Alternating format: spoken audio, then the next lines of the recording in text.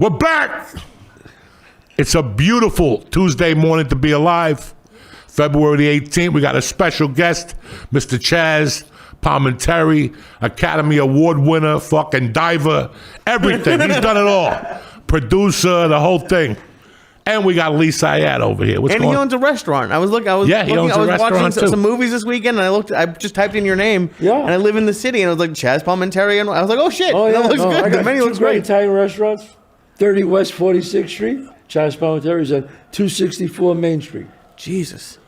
You do everything. I didn't, and by the way, sorry to start off like this, I had no idea that The Bronx Tale was like your story. Yeah, my real name is Colodro. And it's about this killing that I saw, and I wrote it, and Robert De Niro saw it, before it was a movie, yeah. Holy shit.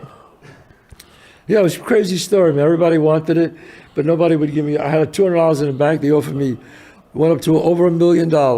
And I said no because they wouldn't let me play the part, they wouldn't let me write it. And then one day Robert De Niro walked into the theater, and the crowd stood up, and then I got off stage, and they said, De Niro's in your dressing room. I said, well, all right, wow, Robert De Niro? They said, yeah. I walked in there, and Bob was sitting there, and he said, look, I know what's going on, and he said, I think you should play Sonny, and you should write it, because it'll be honest, and you should direct it. You should play Sonny, and you should write it. He goes, I'll direct it, and I'll play your father. And that's how it happened. Why a one-man show?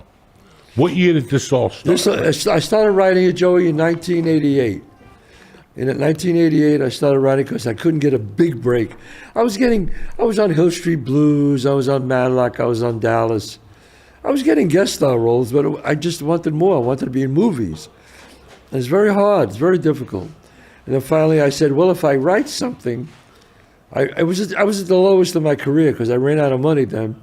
And I just said, saddest thing in life is wasted talent, man. I'm not going to, waste my talent. So I said, I'm going to write about this killing that I saw. And I started writing about it.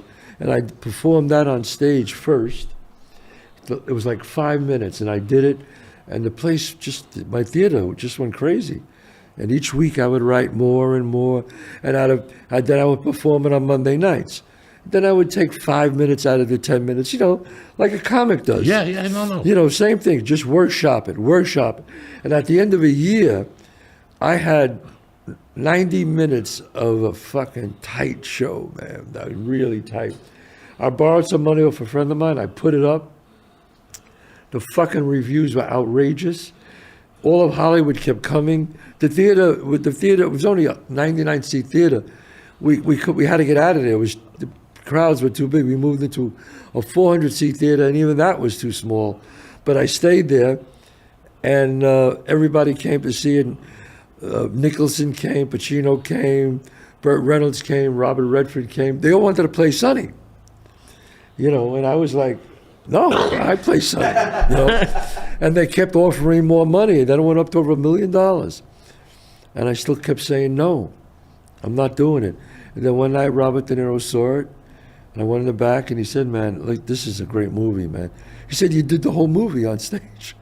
I said, yeah, that was my idea. Instead of people reading it, I wanted you to see it. And Bob did it and changed my life, man.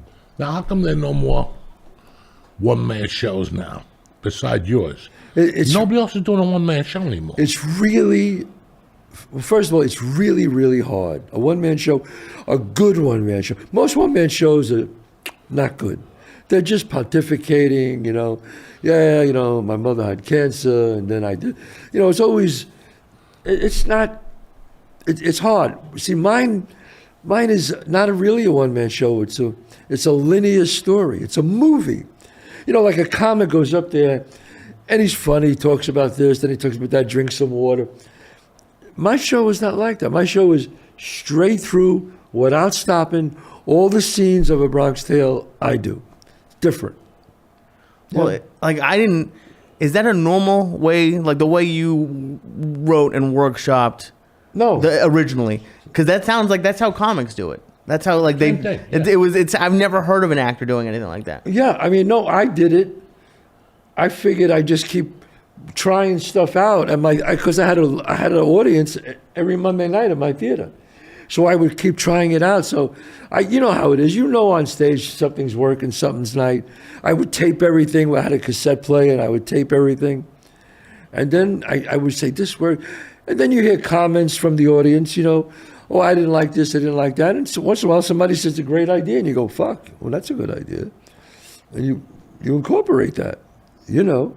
So at the end of a year, I had a fucking really tight show.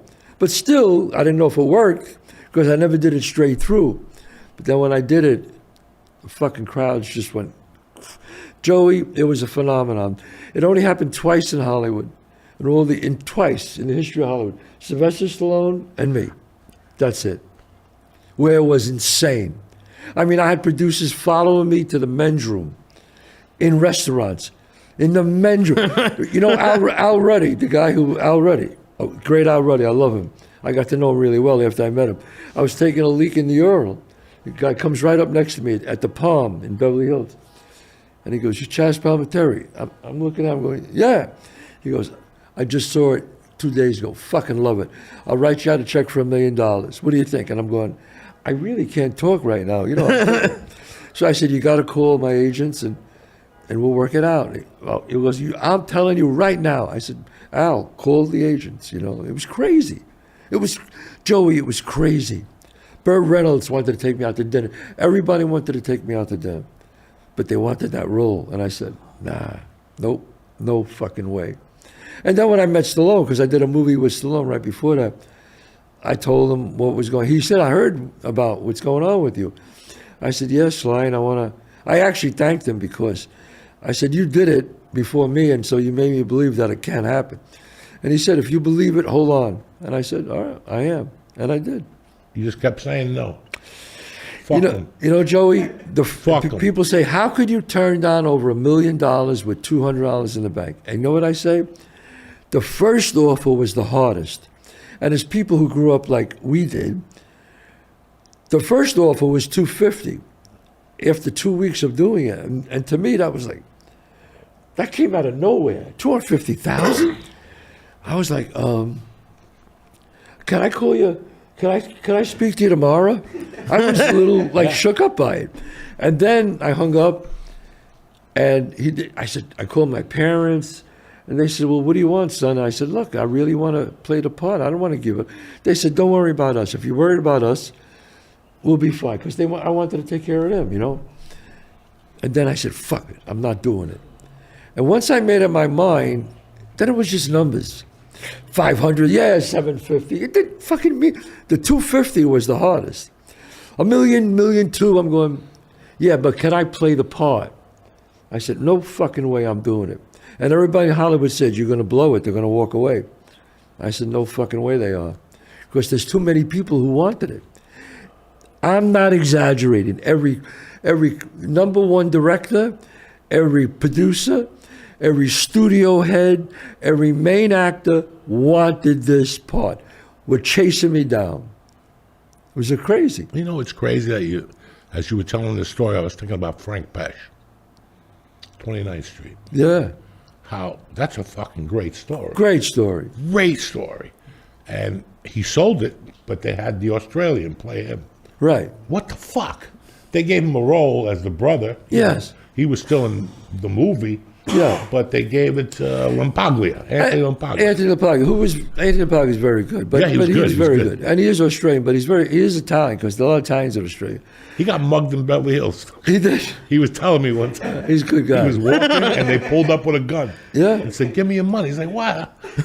He's Beverly Hills. Right. No. But, but I always tell people, unless you had something like Stallone or myself, it's better to sell it if only two people want it. It's hard to be really stand by your guns. But I had everybody wanted it. So it's a little different. So what happened to me and what happened to Sly, in fact, he says it too. It was an anomaly. It was an aberration. It doesn't happen. It just the stars were right or whatever, and it just was right, man. Are you paranoid at all? Like for me, I'm thinking back then, before like the internet, like I know that you could have proved that you had the script, but they could have ripped you off and written a movie like it and then put it out. Like, did that cross your mind at all? No, because you can't. You could write something similar, but they saw it. You see, this was different. This was not reading it. And all the reviews were like the New York Times, the LA Times. Got it. Was like one of the greatest, a genesis of an Academy Award movie. I mean, it was just like, they wanted this fucking movie. And they wouldn't leave me the fuck alone, man. I was blessed, it was great.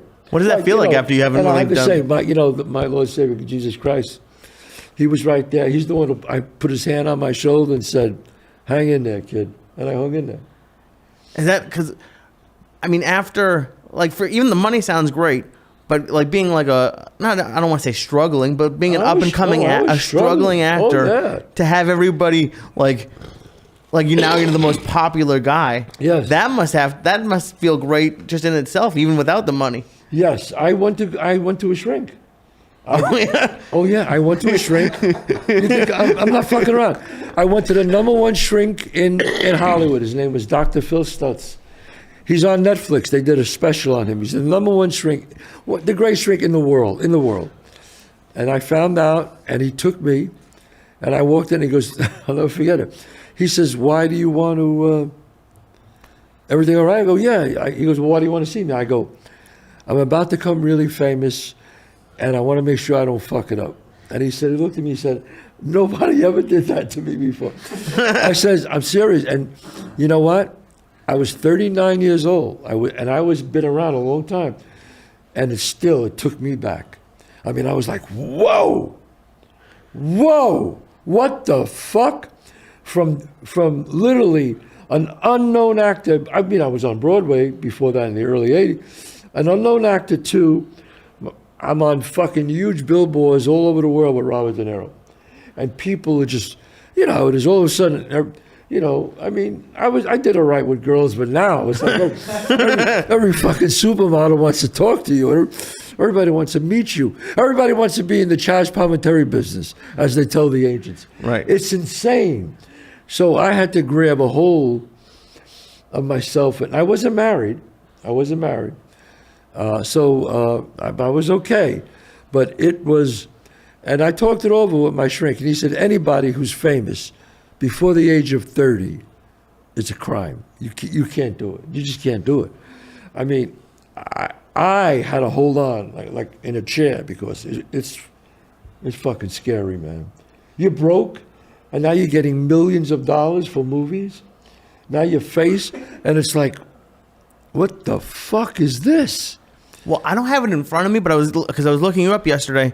Well, didn't you have wasn't there a run of Bullets Over Broadway? Usual the Bronx Tale and The Usual Suspects, like back to back. Like it was Back to three back to to three, back. like three of the top movies ever. Three back to back to back to back, and it was like, forget it. It was fucking crazy.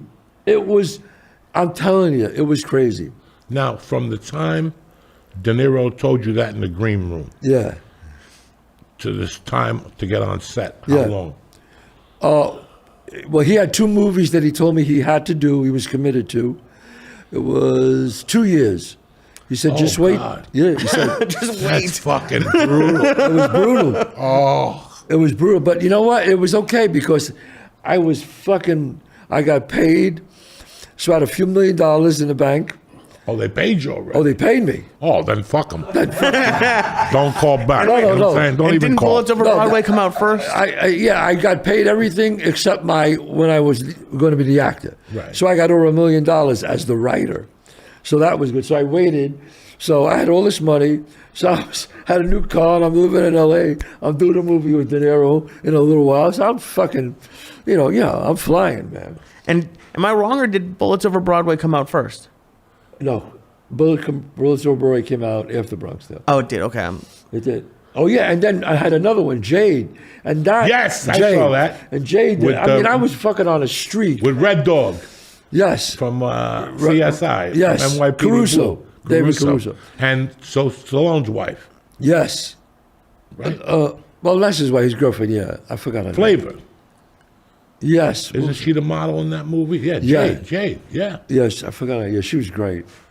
Yeah, Linda Fiorentino. Linda Fiorentino. And Where the fuck Angie. is Linda Fiorentino? leave me alone. Leave me alone with that. I'm so aggravated with her. Where is she? If you're listening, Linda, listen to me. This girl is a fucking star. A star. She's a great actor, and I've been telling her for years, but every time she gets close, she goes, I don't want this. And she tells people to go fuck themselves. She made that movie about Madonna, right? Crazy for You. Yeah, she's... Linda Fiorentino Linda is is like fucking... good looking. The Last Seduction. Yeah. She's so great.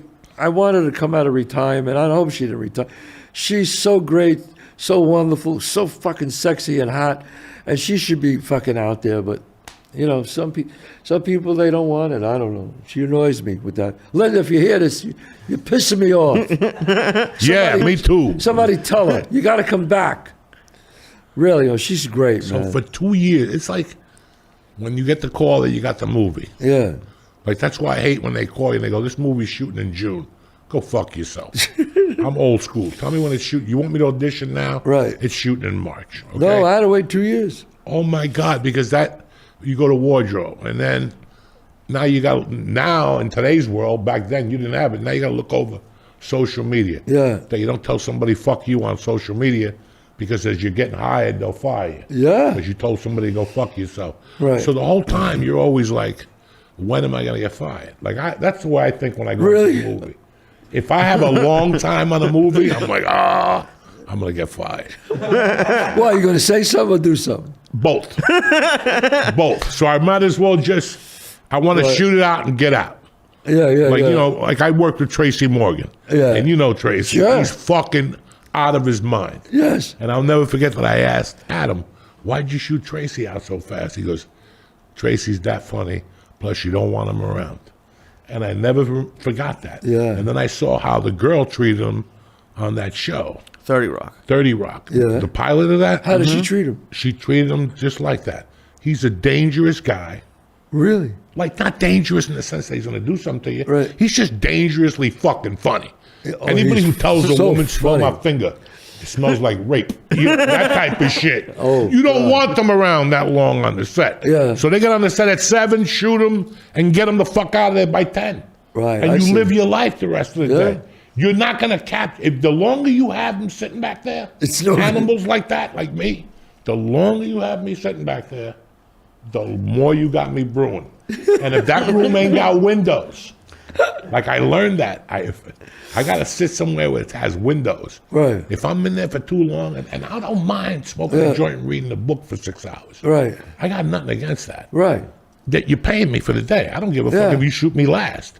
But But- my advice to you is, you don't want me My back advice. there. Yeah. You don't want me back there. Just get me the fuck out of there early.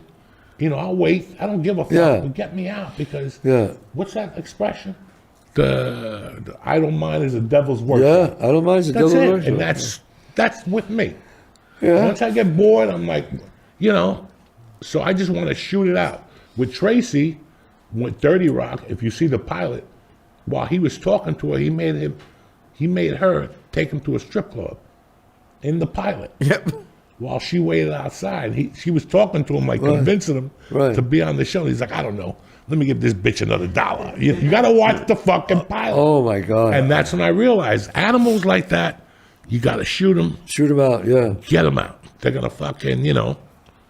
Yeah. You never worked with somebody like that? They go crazy. No, I never did. No, not.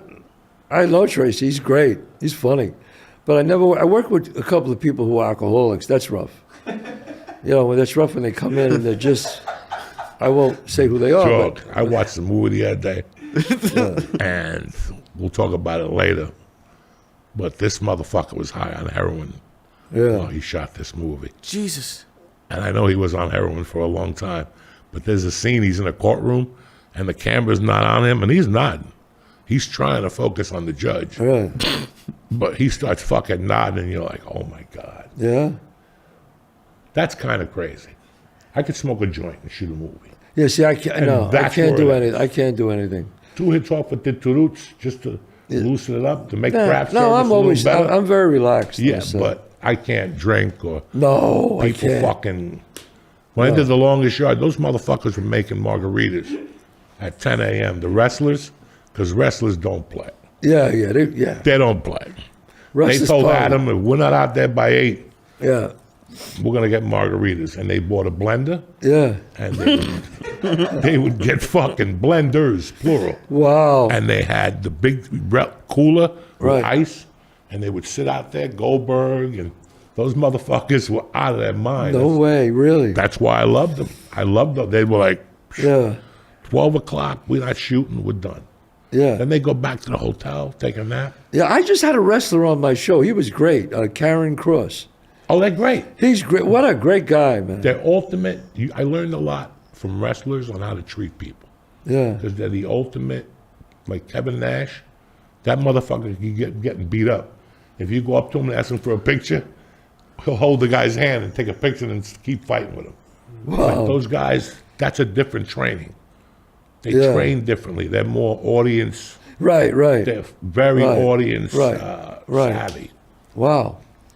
Yeah, it was great, and he was fun to talk to. I love talking with guys and jiu-jitsu, and I love UFC. I go there. I love it. UFC is great. My son loves it. He boxes. He does MMA. He does Brazilian, and we go there. We love it. It's great. It's a great. I box. I don't do. You know, it was funny, but when he started learning, and he started getting older, and then all of a sudden I realized that. Shit, I can't beat up my son anymore. You know what I mean? Like this kid is like, we started like grappling a little bit, and he just choked. He got me in a triangle, and I was like, "What the fuck?" And then he explained to me that a person who knows jiu-jitsu, even a blue belt, he said, when you're wrestling or grappling with a person who knows nothing, he goes, "It's a magic trick. They don't know what you're doing. It's easy." And I was like, "Oh, really?" He goes, "Yeah." He goes, "But a black belt does that to me, or a brown belt does that to me. What I do to," and he says, "It's just levels. Like you got to get up. It's just levels." Yeah. I love going to jiu-jitsu. I haven't been there since October 8th. Wow. But before that, I was, for 3 years, I was Right. going to the same place. Here's the problem. As you get older, you wrestle with younger guys. Right. And even if you know more about it than they do, their speed and quickness Yeah. always beats you. You know, it's always, Really? you end up on your back. But I fucking love it. Yeah, it's Like, great. I fucking Yeah, he love the loves it, guys yeah. there. And I'm older, and there's not a lot of older, you know, we had one guy that was like 65. Right. And there's a guy in there that's 67. That's a fucking brute. He Right. was a school principal. Right. He's a black belt in karate for 40 years. Oh wow. So he's been doing it for that long. Oh Jesus. But there's something about jiu-jitsu that when you go in there, you're either going to like it or hate it. Hate it. Right. You're right. You're either going to like it or hate it. There's no, and you can't feel bad for not liking it. But if you really start to like it, you're going to get beat up for a year. That's what he did. My son got beat up. He told A me. year. It's a He said, year of "Dad, getting beat up, choked, hurt, people pulling your hair. I'm getting thrown all over the fucking I remember place." one time I was wrestling this guy, and I wasn't even, he was like a brown belt, and I wasn't Yeah. even doing nothing to him. And I kept seeing him going, ah. And I go, "Dog, am I hurting you?" He goes, "You're pulling my leg hairs." Because I had his gi, but I really had his leg hairs. And I was spinning them around so I wouldn't lose the fucking leg. And he'd go, ah. You know, you're going to get hurt at every level. Yeah, no, he did. My son did get hurt. But Yeah. it's something about it, like, Yeah. it's fun. A friend of mine just twisted his fucking knee. And he's like calling me, telling me, don't worry. I'm going to shoot it with a peptide. Yeah, I'll right. be back in 6 weeks. They don't give a fuck. They don't give a And fuck. they'll go back in 3 weeks and now rehurt it for good. Yeah. It's Yeah. so addicting that you Yeah, rehurt I it love watching it. for I love good, going to UFC. you know. I think it's great. Oh, the UFC's a fucking lot of fun. Yeah. The energy in that motherfucker, Right.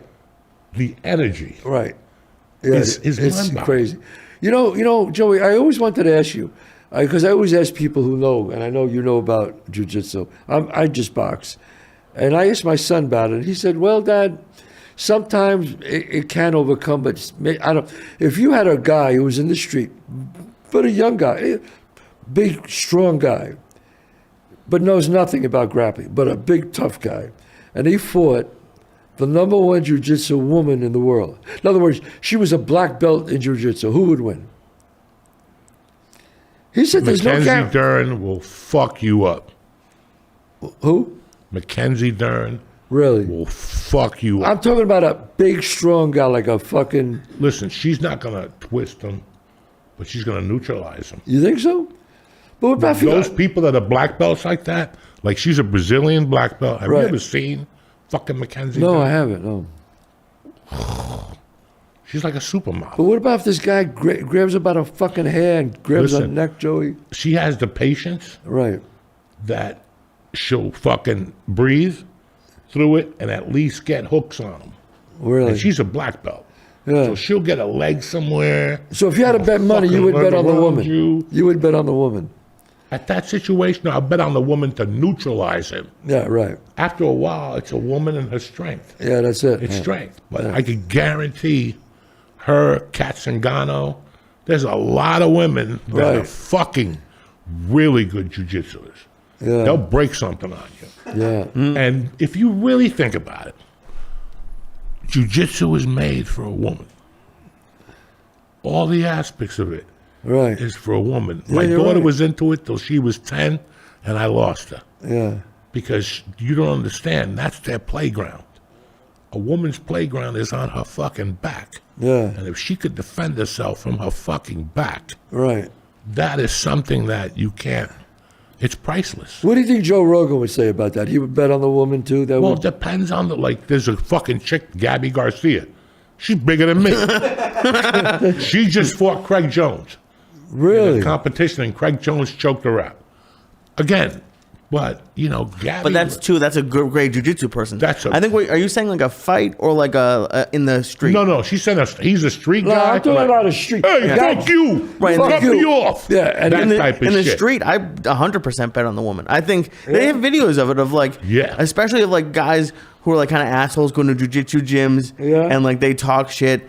And the people at jujitsu gyms are usually really nice until like some guy's an asshole, and then they play with them. It's Yeah. like it's like it's an animal and like a There's human. always one really good woman at every gym.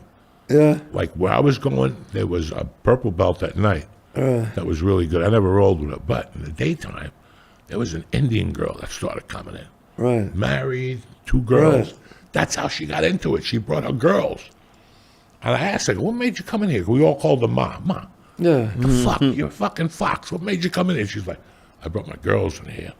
And she goes, I saw how important it is for a woman. She comes to the lunchtime classes. There's no other women in that. Wow. Yeah. And she battles it, and for a year, I would see her at the end of class. You think she was a battered woman. She got beautiful long hair, and she put it in a ponytail, but they'd rip it the fuck out. And she'd just be like, Yeah, the amazing thing about I knew when I was bouncing many years ago in the 80s, early, I worked with a guy who was Olympic judo. He was like 10th in the world in judo in his class. And I was in the gym with him one day, and I said, come on, Mark, come on. And he goes, Chazz. I said, no. I said, I'm going to really try to like, he treated me like I was a 2-year-old. And that's what I couldn't understand. that's what you can. He treated me like I was, you know, when your 5-year-old gets upset, you go, stand over here. Literally, I felt like I couldn't do anything. He just flipped me and threw me, and I just never forgot And that. listen, you do a great one-man show, and you're an Right. actor. I'm a comedian. I'm a Right. street comic. I know how to Right. tell jokes on a corner. Take that energy and flip it. Think Right. about somebody who's been throwing punches for 20 years. Yeah, it's true. What do you think is going to happen? Yeah, it's not going to be Have good. you ever gone into a ring with a guy just fucking around that's like, Yeah, number 8? I boxed with some sparred, but we knew we were going to. And just the shoulder feints alone. they knock you Exactly. out. I knew that They're just professionals. I knew that he could take me out at any moment. You go to one of these schools and you see Yeah. like the Brazilian that, Yeah. like I go to a Hollis Gracie, Right. Rolls Gracie. He's Right. The big one. Right. I joined that school because he's a big dude. Right. And he teaches big dude shit, how to control you more. Right. How to Wow. move slowly, to put his weight on top Right. of you a lot more. There's little guys who move. Like there's a school in Edgewater. That dude, he fucking moves. Right. He's 5'8", 160. That guy will choke you before fucking anything. Have you ever seen the Hodger Gracie tapes? The what? Hodger Gracie. No, I never Hodger did. Gracie is the fucking best in the world. Better than Hickson? No, he's like a nephew to Hickson. Nephew to Hickson. But this guy does the same shit every day, Yeah. which is takes you down. He'll let you put him in his closed guard. Right. And it's a 15-minute bout. Right. It'll take him 13 minutes to get on that mount. But those 13 minutes, you're on the bottom suffering. You're fucking with him. And once he gets you on the mount, everything he does is basic. He gets you with a collar choke. And he does that in the worlds. But when you see him, you go, wow. Yeah. Because it's like a caterpillar. It's not the Berimbolo brothers right. flying through the air. It's this guy that gets on top of you like a boa constrictor, and he just gets closer to you Right. and closer to you, Right. and that's what you're doing. You're wearing out Yeah. the guy on the bottom. Were you ever on stage, Joey, and you thought somebody was going to come up on stage and you thought you were going to have to do something? Yeah, Really? and I hit him with the microphone. Come on. In 1995, there was an open mic on Wednesdays, like Steakhouse 58 or something, in Commerce City, Colorado. And every week I did the same round. There was Right.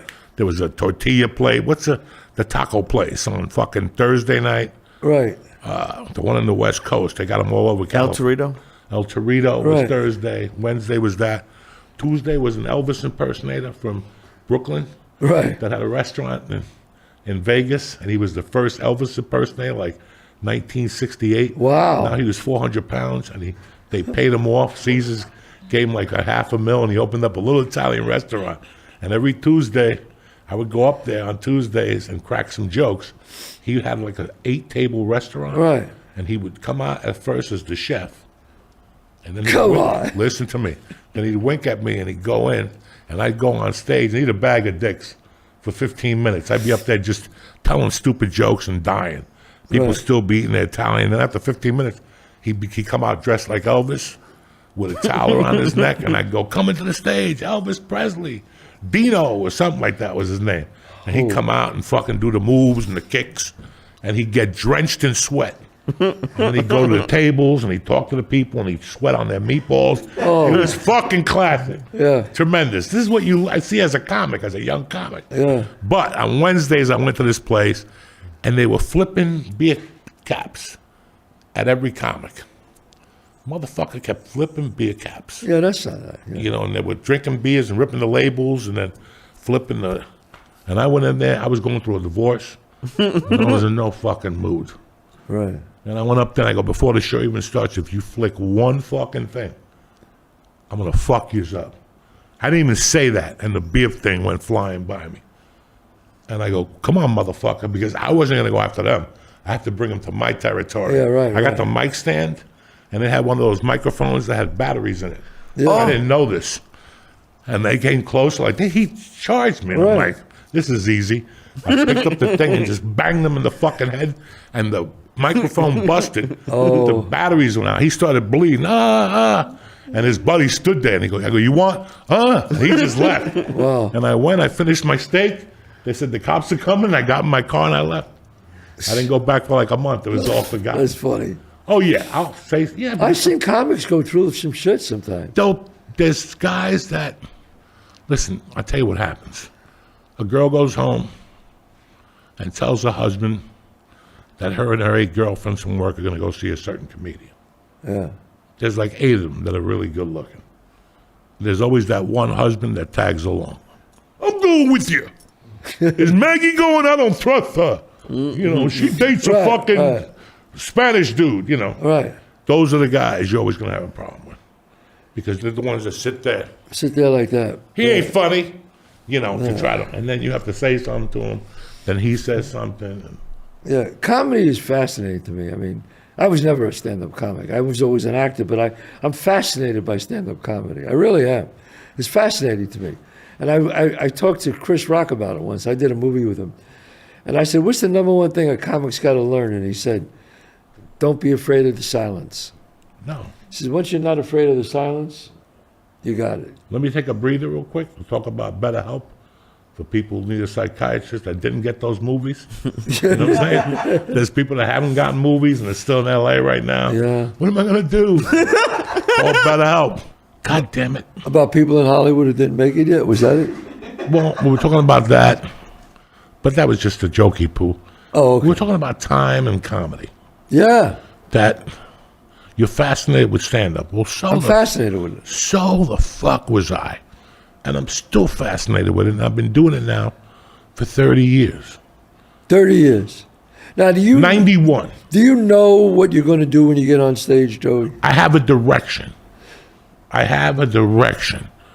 Right. And then, like you, like right now, I have no direction.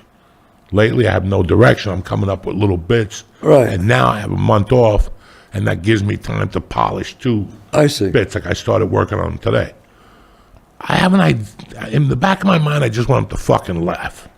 Right. You know, I want them to laugh. We were talking during the break about Lee doing comedy for 7 years. It's so weird, or 8 years. Right. And the Agostino's been doing it for 10 or 12. 15.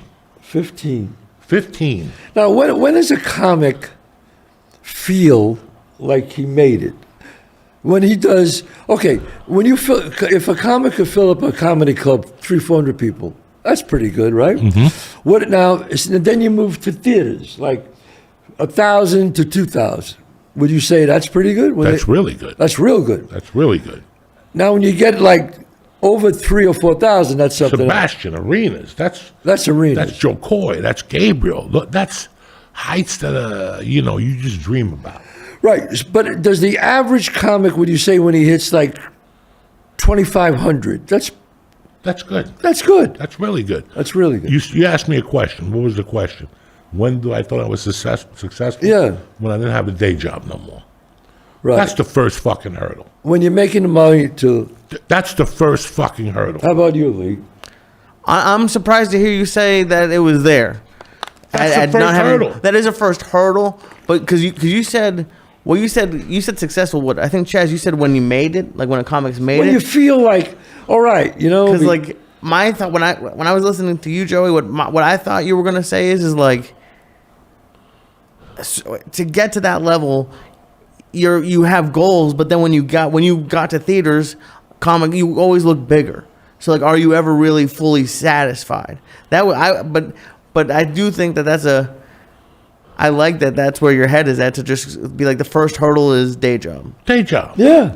And then after that, listen. That's a lot more attainable. I don't think Chappelle is happy. I think he's happy, but I don't think any comic is ever happy. They could always look at just a little more. Maybe if I could sell out a spaceship. Right. You know what I'm saying? Right. Maybe if I could put them all in Guantanamo Bay. I get 80,000 people in Guantanamo. I could do the Dallas Stadium or something. Do you follow me? Yeah. But I always thought, for starters, you have a different head. I was a criminal. I got out of the joint. I couldn't find a fucking job as a felon. Right. And I removed the felony from my life. I didn't go to the judge. I just removed it Right. myself. And I go, I'm going to go for this comedy thing. Right. But I never thought of anything until I found out that fucko, who again has another show on TV, Tim Allen, did time for cocaine. Yeah. That guy's got another show on TV. Right. He like owns ABC. Yeah. They just give him shit, and he Yeah, deserves well, it. he brings- That's a bad motherfucker. He deserves it. Yeah. And you know what he eats for breakfast every day? Denny's in the Valley. Wow. He's in there, Denny's. I would see him in there Yeah. and go, what the fuck are you doing at Denny's? Right. So, you know what I'm saying? Like, he's Yeah. a real guy, that dude. But I found, I kind of studied comics, and I fooled around with a little comedy, and I remember the thing that I noticed, I'm very observant, is the thing that bothered me the most is hanging out backstage with comics. They're all depressed, Joey. Yeah. They're all depressed, Joey. Well, we're in our heads. God, I'm always happy. You're in your fucking head. I mean, and then when you say something funny, they'll never laugh at your joke. They'll just go, never. They'll go, that's funny. They'll look at you and go, that's funny. But they'll never fucking laugh. Ever. Ever, ever. I used to talk to Robin Williams about all this, and he used to make me laugh. Because he was a funny fucking dude. That was a funny fucking Yeah. dude. And it's almost like a comic. First they want to be They just want to not pay the bill. They want to not pay the bills. I mean, they don't have to get a day job. Then when they start filling out comedy clubs, they're like, great. Then they start filling out theaters, 1,525. Then they want to go to Radio City, Madison Square Garden. And once you get there, you can only hold that, he was explaining to me, you can only hold that position for like 3 or 4 years. And then you have to move back down to the theaters. And you stay at the theaters then for the rest of your career. It was really fucking interesting. But a theater, that's, in today's world, you can make good money if you did theaters all year. Oh, yeah. Look at Brian Regan. Yeah. Brian Regan popped out one TV show. He did something else. He's great, Brian Regan. Nobody knows who he is. So he And does every year- theaters. Huh? Does he do, he doesn't do Radio City Musical. He might. At one point. Like, I want to do the Apollo. Yeah. Just out of respect. I'd love to do the Here's Apollo. the problem. Yeah. You got to do 8 shows to break even then. No. I only do one show. No. You know what I'm saying? Yeah, yeah. You have to do 2 in one night there because the first show goes to the boys. Oh, Unless you charge can't do that. No. $300 for ticket.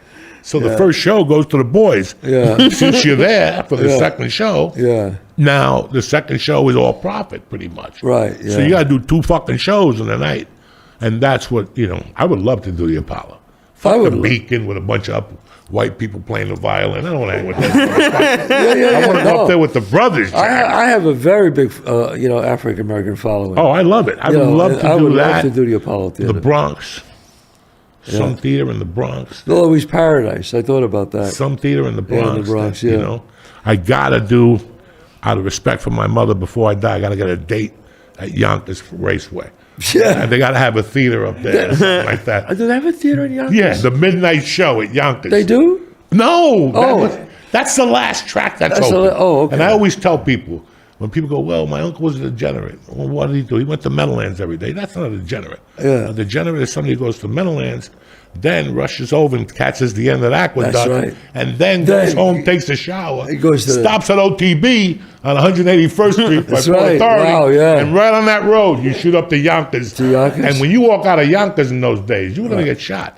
Oh, yeah. In the 70s, Oh, yeah. it's fucking, you're walking out to Mary J. Blige Right, and yeah. shit. Fucking tremendous. No, that's true, yeah.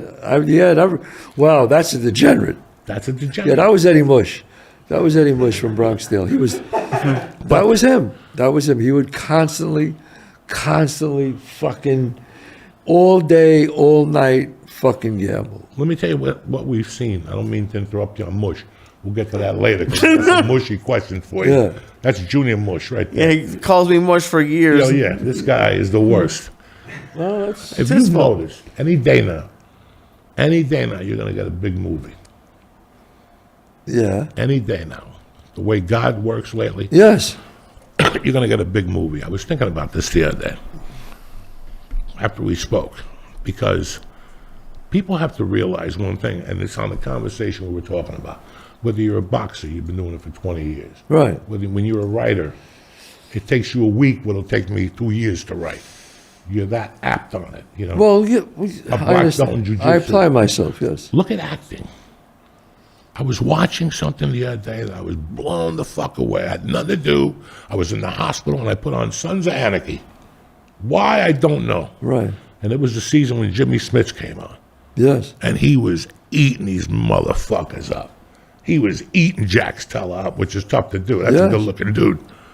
And then you see the success of Oil Man with this Billy Bob Thornton. Have you Yeah. watched that show? I haven't seen it. Holy shit, he's good. What's the name of it? You know the name of Did the you say show? Oil Man? I've seen clips of it. I don't know what the name of I the show is. heard. Well, he's really good. He's great. I mean, it's like everybody Right. else is on a different fucking level. Yeah. And that's how you are now. When I see Lawrence Fishburne, Yeah. everybody looks at Denzel. I look at Lawrence Fishburne and I go, he played 4 different types of yams. Yeah. Okay? What's love got to do with it? Yeah. And he played a gangster black yam in King of whatever. It's okay to say that word. Yeah, it's okay. Everything's cool now. Okay. Yam is in the middle. Nobody gets offended. Okay. So, Okay. what is it? What's that? What's the King of New York? King of So New York. think of it. He played Ike Turner. and the King of New York, and they were completely fucking different. Great. And then he played something else in that realm, and you go, he broke those guys up into threes brilliantly. Brilliantly. So that's another guy, like I said, yourself. Right. That you go on a fucking movie now, and you just eat it up. Well, And everybody looks at you because you're that. You got 40 years in the fucking game, Chaz. Yeah. A lot of movies. 40 fucking years. Yeah. You know? So, and I respect that. And it's the same thing we were talking about. You start eating and breathing this shit. You know, Katie Segal, she's been doing it since I was locked up. Yeah. When I was locked up, it was her first year of Married with Children. There's a bunch of those fucking guys. Ed O'Neill. I grew up on McQueen. Like when I was in the hospital, I watched Our Man Flint. God damn! James Coburn. James Coburn. And it was a double feature, but I had to go to sleep. I couldn't watch the second. It was Our Man Flint. Our Man Flint. And something else. Oh my God. You know, I grew up on. I was a big Charles Bronson dude. Yeah. Mr. No Personality. I mean, you look at Steve McQueen. He did nothing, but he was a movie star. There's something about Steve McQueen. You just go, motherfucker, look at this guy. He's great. Just great, man. Just great. The fucking one with the Camaro. Yeah. When he's the cop. Bullet. And he The Getaway. The Great is Escape. brilliant. Papillon. Oh, shit.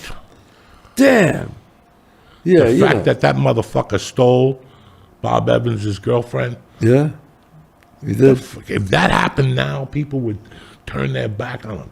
Only two men have done that. Brad Pitt, when he went to fucking Angelina Jolie's and never came back to Jennifer Aniston. Yeah. She was at home waiting with tea. Like, I'm done with tea. You know what I'm saying? Wow. I'm That's done true. with tea. And Steve McQueen. Steve McQueen. And she just didn't take an actor's way.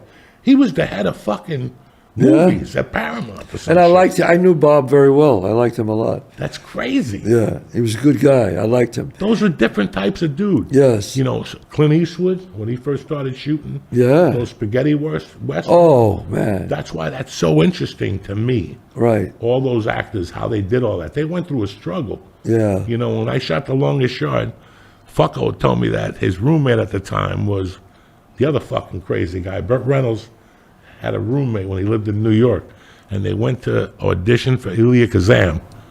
And then at the end of the audition, his roommate, who ended up becoming a star in his own way, I just forget what his name was, pulled a gun on Elia Kazan and said, if I'm not in this play, I'm going to shoot you.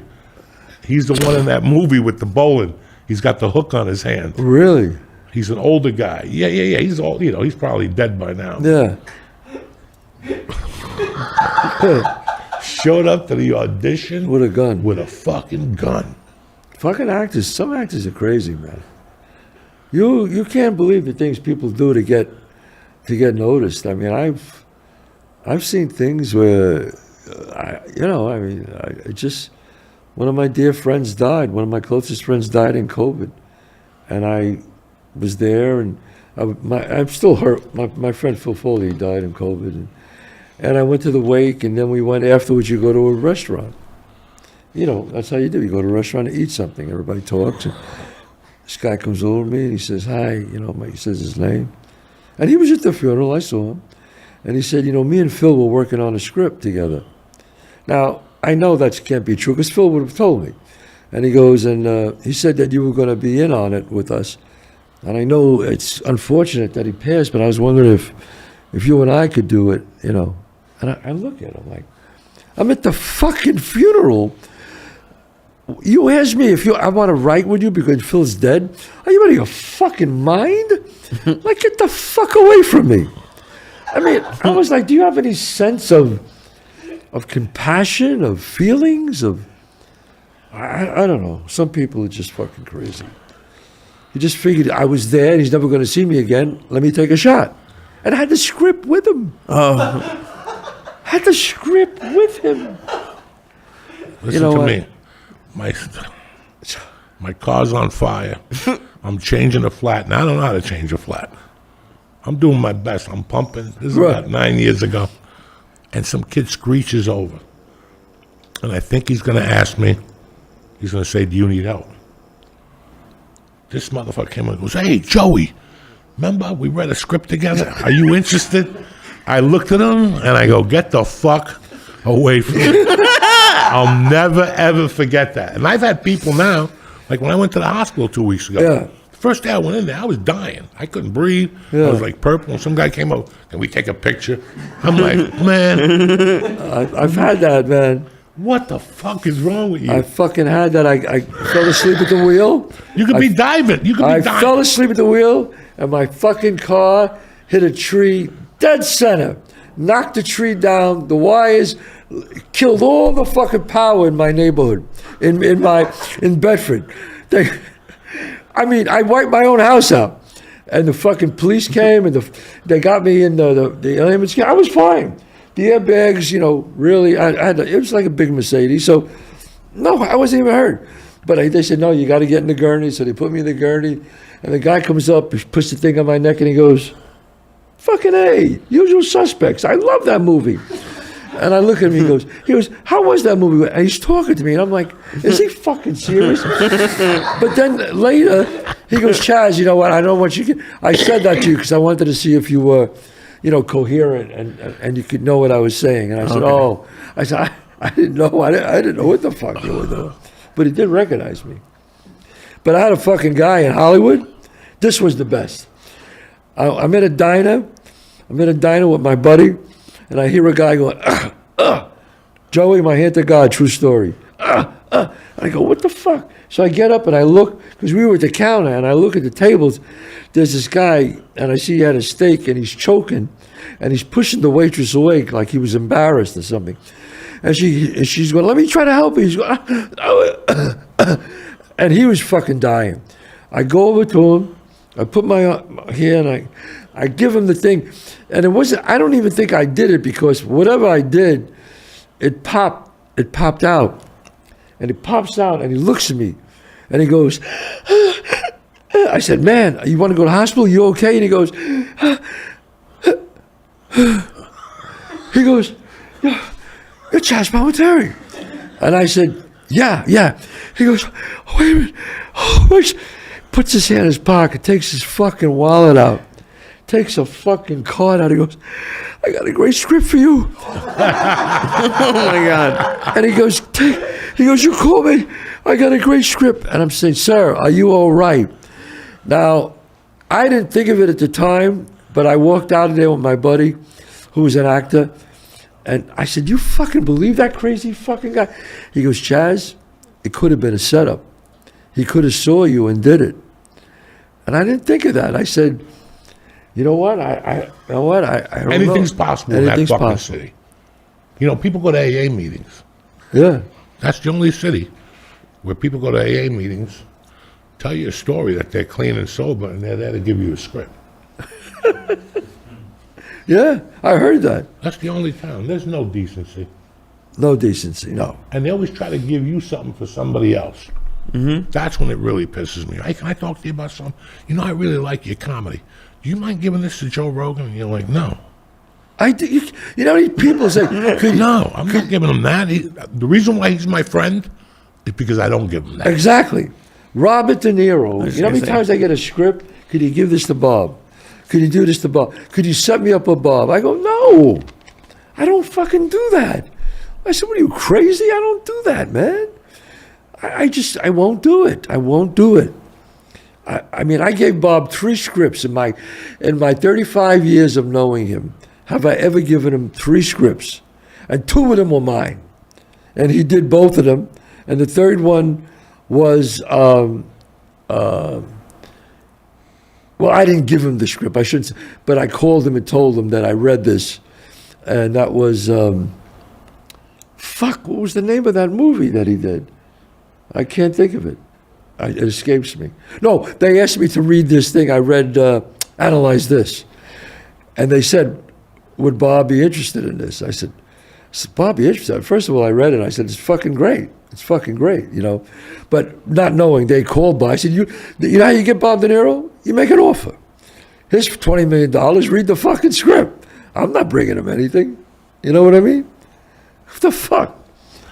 To go back to the show that Lee and I watched. Yeah. And it's on Amazon and Apple It's on TV. Amazon, Apple, Google, Fandango. It's the one-man show that I've been doing for 34 years. But Joey, I filmed it, I wrote and directed, obviously, with 5 cameras. So it's really, it's I could see that. Inside. I really worked. the shooting I worked was a great. year on it. You And know? there's more than that. There's like audio to it too. Yeah. Like for different things, you have music and different effects. It was great. Yeah, I know. It's a movie. I mean, I paid for it myself because I don't want anybody telling me what to do. So I paid for the whole fucking movie myself. I said, no. I don't want nobody's money. Now, you know what I got from all this? Yeah. You're just a great fucking storyteller.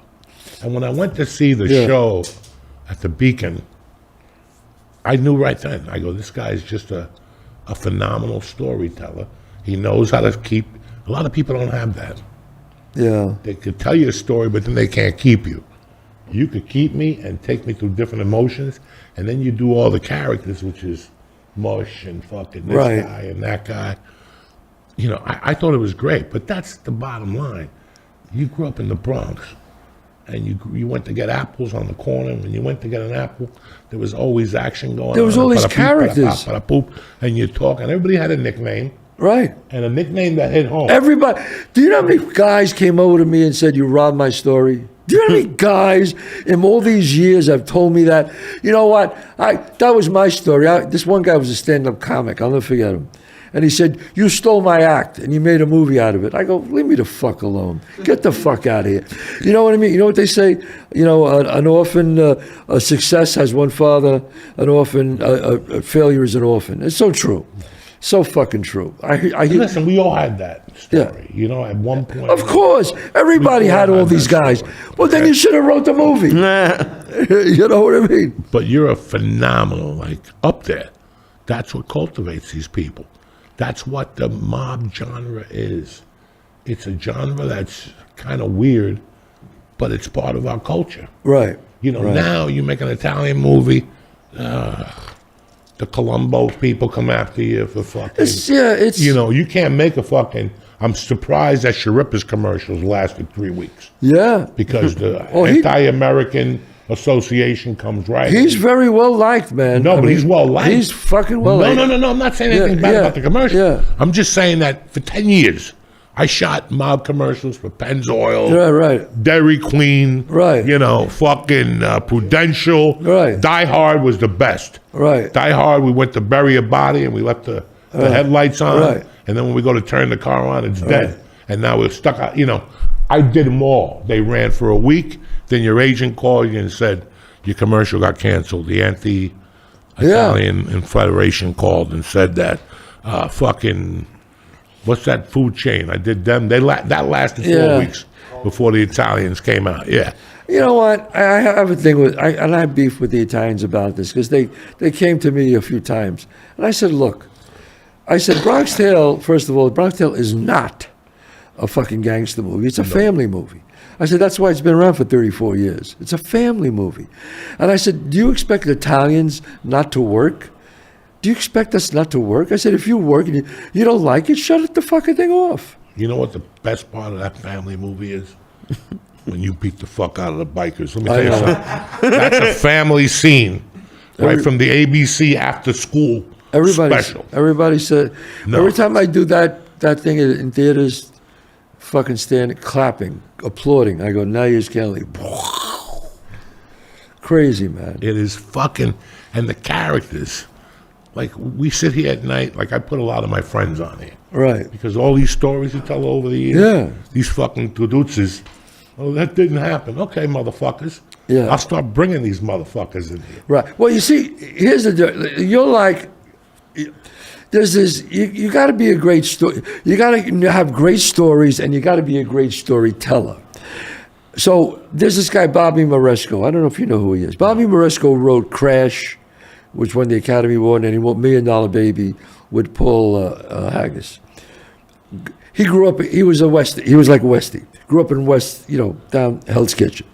Great storyteller, great director too, and a great writer. And one day him and I were at this big table, and he's on one side, I'm on the other, and we're going trading stories and telling him. And if it was like you were there, you'd be number 3. Like you're a great storyteller and you know how to tell a great story. So me and him are fucking rocking. The whole restaurant is on the fucking floor. All of a sudden, in the middle of this this one guy, wait a minute, he goes, I got a story. I was 13 years old, and it was like the most boring fucking story. So I turned to him and I go, hey, what was his name? JP. I go, JP, this is the fucking World Series. Shut the fuck up. And the whole place was fucking laughing. But it's true. You know how it is when you rock in the house show and then somebody wants to tell a story. Once in a while, you got to shut the fuck up. Like my wife. You're telling the story, then your wife wants to follow, and you're like, God damn. I want to go, honey. She goes, no. Oh, how about when they go, no, that didn't happen. It was this time. I'm going, shut the fuck up. You know, sometimes you lie to make a story better. You embellish. You know, what the fuck? That's what you do. It's an art. You embellish the story, man. It's so That's stupid. what makes the joke even more outlandish. Even more funny, right? That you said something to add to it. Like, me and you were talking one day. Yo, nephew number one, we were talking one day on the phone, talking about something. And I said to you, you got me over here waiting like Michael Chandler. Do you remember? We were fucking dying, you and me, for like 20 minutes. Because Michael Chandler, how long are you going to wait? Yeah, right, exactly. We're going to wait for Conor McGregor. Move on. Move. Never going to fight. Yeah, and look, it's true. 2 years later, now he wants to fight in BKC this week. Right. Every Friday he gets coked up, and he shows up at a new event on Saturday. Right. Listen, I snorted coke for 27 years, okay? Nobody's got footage of me snorting coke. Go on YouTube. They have 30 minutes of Conor McGregor talking all coked up. There's one thing where he can't even talk. He's like, you saw that one? When he's scratching his nose and he can't even talk. He's Is he going to come back and fight, Joey? I don't see it. You don't see it. I don't see it. I He's think got enough money, right? He's got tons of loot. Yeah. You know, he needs a handler. Yeah. He needs like somebody like Yeah. that'll come. He's got to hire somebody and go, send me 3 guys. And they got to beat the fuck out of me when I start acting crazy. Right. Because he's crazy. He's Irish. Yeah. He's crazy. He drinks that fire water. Yeah. That sets him off. And then he puts that shit in his nose. Yeah, that shit. I've been there. That's a dangerous person high, man. That's it. Look at him. He's turning purple. His veins are getting Yeah, bigger. yeah. He shows up every Saturday. If there's a fight at ice skating, he shows up at the weirdest places on Saturday. Takes his shirt off, starts bartending and shit. I got to give it to him. He's an animal. Wow. I mean, I got to give it. Listen, when McGregor goes to Vegas, he doesn't just sell tickets. Do you know that? He adds like $2 million to the economy. Not a lot of people do that. Michael Jackson could do that. Yeah. Come to New York and fuck. McGregor does that? Think about it. When All McGregor the people fights, flying in. people flying in from fucking Ireland. Oh, He generates so much fucking cash. Yeah. You cannot take that away from him. Yeah. But he's made so much cash. Listen, it's tough. Who said it the best? It's tough to run 5 miles when you sleep on silk sheets. Yeah. Yes. You know, Yeah. that hunger's gone. The hunger's you go in the gone. ring, and while you're getting beat up, you're thinking to yourself, I knew I was done. I knew I was done. I'm done. I'd rather done. be with 3 Chinese chicks Yeah. right now. I wanna Fucking be with playing 2 naked hookers and ping an pong. apple. You know what I mean? Get I'm the getting fuck beat outta up by here. this guy, and I don't need this money. I'm going to make $11 million. I don't need it. I got $300 million. Yeah, there is a point where, but that's what makes the true champions, my father used to tell me. And even my shrink told me that. He goes, you think it was hard now to make it? He goes, it was hard, right? He goes, yeah. He goes, it's hard to stay in there, Chazz. I'll never forget that. You know, you were saying before about theaters. I had this dream sitting behind the Comedy Store 20 years ago. In the dream, I used to talk to Ari. Me and Ari discussed this about 5 years ago. You sit behind the Comedy Store, you're back there at midnight, you're waiting another half hour to get on fucking stage to end your night. You know, you basically can't make rent. You hope you get a commercial audition so you could fucking cover the spread next month. Right. And you dream about the day when you're just a regular comic, that you're selling out clubs, you're on a recurring TV show on ABC, they pay you well, you do 6 episodes, maybe somebody gives me a little gig for 3 weeks writing. That was success for me. Yeah. That would have been fine for me. And I wouldn't even want that. I was just happy to do comedy and not do crime. Right. For me, it was just, if you could just help me do comedy, live in a car. Yeah. I read Ladies and Gentlemen, Lenny Bruce. He lived at the Chelsea. He did comedy at fucking burlesque shows. Yeah. And he lived with a bunch of dirty strippers. He never made money, right? I don't know. I don't but even he know shot either. heroin. But it didn't matter. If you read, he hung out with strippers. Then he went back to the Chelsea. He banged them. And he shot heroin. I'm in. I don't need to make money. It was $65 a week to live at the Chelsea. You know? Wow. I'm just saying. Yeah. Let me tell you something. One day you get to be with CAA. And one day you do get a manager like 3 Yards. Yeah. And one day you are selling out theaters. Yeah. And guess what? You still fight for your life like a motherfucker. Yeah, absolutely. Even double than when you weren't making money. That's it. True. You're fighting. You're waking up in the morning with foam coming out of your mouth. Yeah. Because you know you're going to get somebody who's going to try to fuck with you today. Yeah. Every fucking day. And that's what got me sick towards the end. I just write and keep writing and act and direct and that's why I've been around 40 years. I just keep doing it. I don't let nobody stop me, man. That's it. Fuck it. 62 years old. I've been with SAG since 1997. I got no insurance. Can somebody tell me how the fuck that's possible? When I joined SAG, if you were 45 and been there for 10 years, you were vested. True. All of a sudden, they changed the rules. Well, I'm because paying $3,000 a month of fucking insurance. yeah, because too many people. And then they even changed. It used to be you had to. They counted residuals. They still towards do, you. right? They don't do it anymore. Now they stopped doing that. So now you got to work every year and make $35,000 to You know, be for the it's show. like you got to that level, and they threw more curveballs Yeah. at you. You know, when I started comedy, well, here's the deal, Joey. Become a regular, get on a TV show, do 6 episodes. After that, you sell out, and an agent will sign you. I did 4 movies before an agent even, and I had like Yeah. 6 different little agents, and those were before the commercial day, so you had Right. to hand deliver.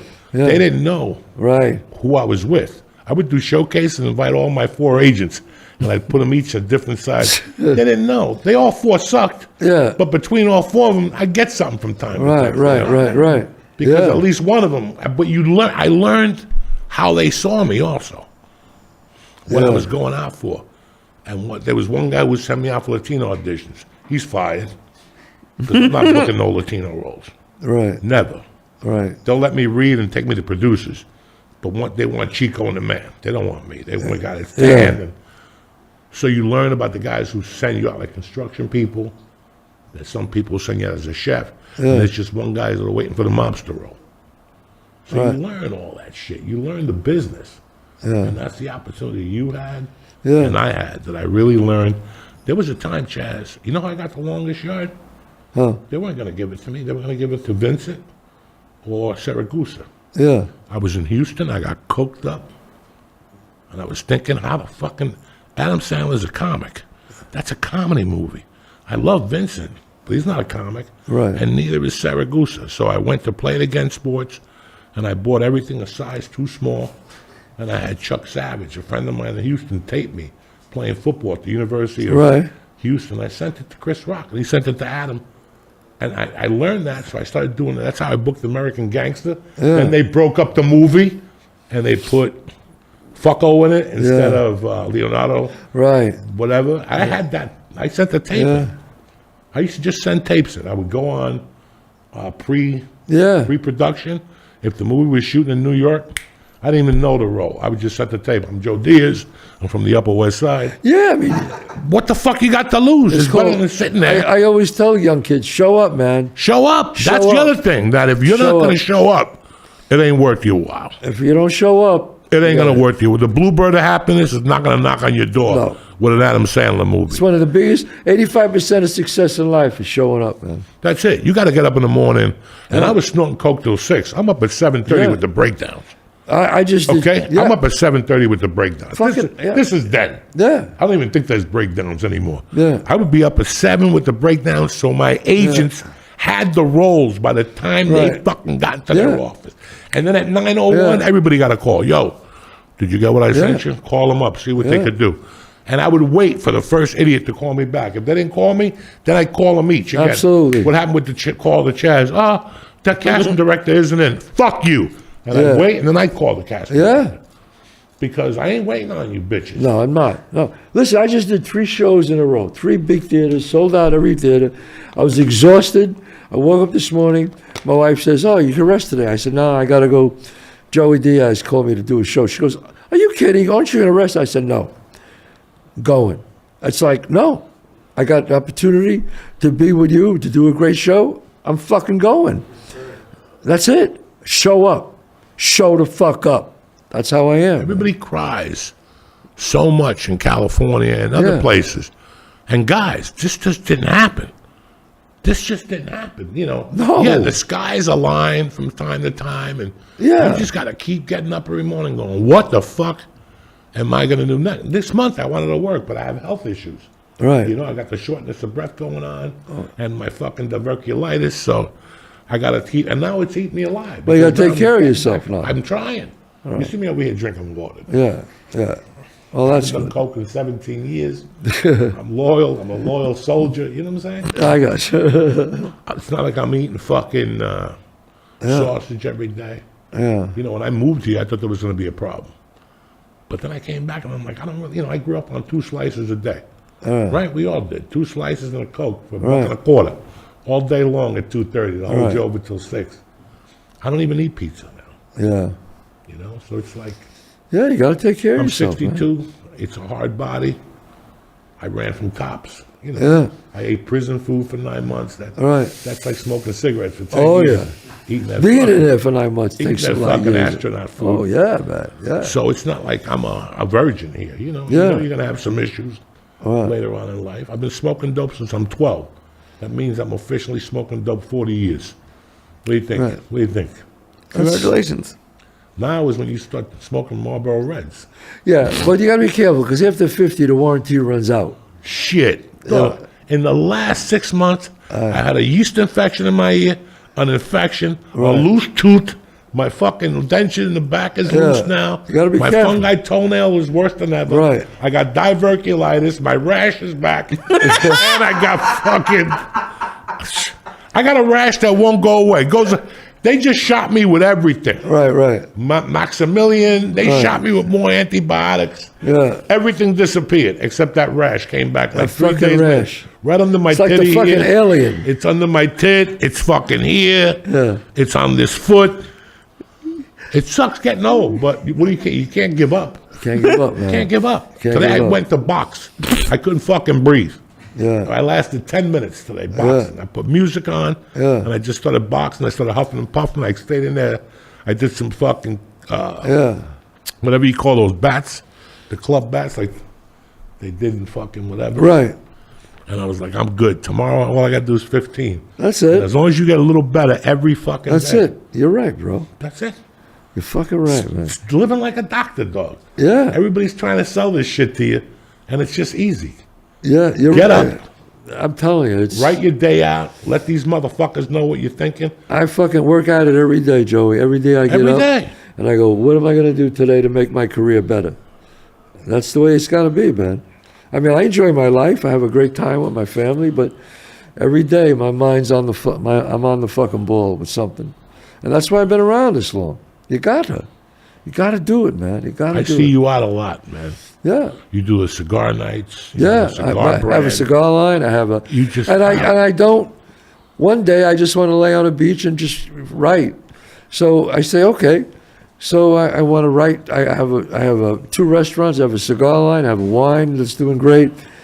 You know, it's all planned, but you got to work at it. You know. No, I got no hobbies. Like, I would have a cigar night, but I don't smoke cigars. I don't smoke. I smoke very rarely. Oh, So, I fucking hate it. And then they hit Yeah. you with the cigar breath. yeah. Oh, That really kills you. yeah. They But start getting close to you. I dedicated a cigar to my grandfather, who was Okay. this. So I get away with it like that, I don't which drink is true. wine. Yeah. So it's like, I Yeah. can't put a bottle of wine out. Yeah. I mean, I could, but I'm lying to people. You're lying, yeah. Well, I do Yeah, drink like, wine. this yeah. wine is the best. Joe, you don't drink wine. You don't drink I've never seen you hanging out with Julius Caesar. Yeah. You know? Yeah. I don't know what, like I tried the weed line, and I'm not doing that again. That's a waste of time. You're very rare they make money with that. See, there are some people who do. I did for a while, and then it all went sour. Yeah. And it's like, you know what? Everybody's got fake accounting.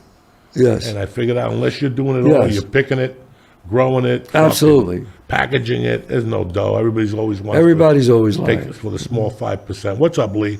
Hit him. You all right? You're sitting there like Zombo. Look at you. Lee, you had a little. You No, I'm good. I'm good. I got was a few, I was wondering. got some edibles? Lou? You got What? that edible look on you. I do. I do. Holy shit! Holy shit. I busted you, didn't I? Not busted, but yeah. Yeah, like you're fucking ripped. Oh, Look at him. He's ripped. He should be he gives ashamed of me. himself. What are those vile things? We're taking him to rehab this week. He's not doing well, Chazz. Yeah. Well, that's the first thing you got to do. Is rehab? Lay off the fucking mushrooms. No mushrooms tonight. He just did 100 milligrams. I did not do 100. I know he did milligrams. some. Yeah, Oh, yeah. he's I'm no looking at good. him going, He's no good. what the fuck am I going to ask this guy? What am I Hey, going what to were you ask? going to ask him? You forgot already 10 times. Oh, I forgot a million questions I wanted to ask you. All right, well, I got to tell you, Lee, you got to be on your game, baby. Oh no, I Otherwise, you'll be love sitting in talking this to chair you. 20 years from now. No, I've loved. I was wondering how many people have told you about their rashes while they were interviewing you. But but no, I had a. All right, we're good, babe. Oh, poor bastard. Look Poor at the shape he is. I can't give you nothing. So what do you got coming up? Talk to me. How many more dates on this? Oh, I'll be doing this is like the national tour again I'm doing. All they have to do is go to ChazzPalminteri.net. I'm going to be at Tarrytown next week, but that's sold out. But I'm going to be at Tarrytown. If you go to ChazzPalminteri.net, my whole schedule is there. You can get tickets right there. Or you can see it. You can see it shot with 5 cameras, the one-man show. It's on Amazon Prime, Google, Fandango, and what else? Amazon Prime, Apple TV. And that's doing great. So I'm very excited. I'm going back on Godfather of Harlem with Forrest Whitaker, That comes April 18th? April 18th. See, I've been doing my homework. Yeah, and Fuck with me, dog. yeah, no, fuck That's with a you, dog. great And I'm coming. show. You like it too? You watch them The season 4th one? episode's coming out, and then I'm on for the 5th episode, for the 5th season, and Gravesend I'm doing again. So there's a lot of stuff. I mean, I'm doing a movie in April, in Rhode Island. I forgot the name of it, with Chad Verdi, and actually my son has the lead in it, and he's very excited about that. I have a small part, which is good. And so a lot of great things are happening. Really good. You're a fucking My life, inspiration, bro. every day I wake up and I look to God and I go, thank you, Jesus. Thank you, thank you, thank you. Every day I say that, thank you. Because I look at my life and I look at where I came from and I look at some guys that I grew up with and hung with. And a lot of them are not here, and some of them, some did very well, some not. And I go, I don't know what I did right, but thank you. And I really do, Joe. I do. I say thank you. I'm so grateful. I'm so grateful, man. Really. Thank you for what you do, man. And thank you. You're a great inspiration. You So really are. You fucking hired me. Yeah. He hired me Yeah. a long time ago. I see talent right away, He didn't fucking know. All I had to do was get thrown in the pool. No, And it was I great. see fucking. But there's you know what? Certain people, you could just say, you know what? He's got that thing that people like. I Fucking get always him. enjoyed that role because I met two of the nicest, well, on top of you, I met your buddy from Sons of Anarchy, Yes. the old guy that played, Who, Dayton? what's his name? Dayton Cali. Dayton Cali. He was Yes. fucking great. Great. But I met that dude that died. What dude He was on that show on CBS. And Oh. he died after he did the Travolta movie. New York guy. Really fucking good guy. Yeah. You hired him as he was one of the major roles in that movie. Yeah. Men versus Women was the movie. Men versus women. That's correct. Okay. And I'm trying he to was think- on the set, and I was fucking in awe. Yeah. Because I had grown up watching him on, come on, guys, the show with the really good blonde woman that was on CBS. Sybil Shepherd, one of those fucking blondes on CBS. He Yeah. played the plumber or something. Come on now. Yes, Candace Bernard. And the show, and he was a great actor. Richard. What the fuck was his name? I can't think of his name, but He was, fucking schooled me, dog. yeah, he was great. Schooled me. Great actor. Schooled me, and you'll know who he is. Did he die? You'll definitely did know. Did he die of an OD? I think he did. Yeah, They don't know. I don't know. No, I shouldn't say that. I don't know if he did. I don't know if he did. He died in his sleep. He died. I was so Yes.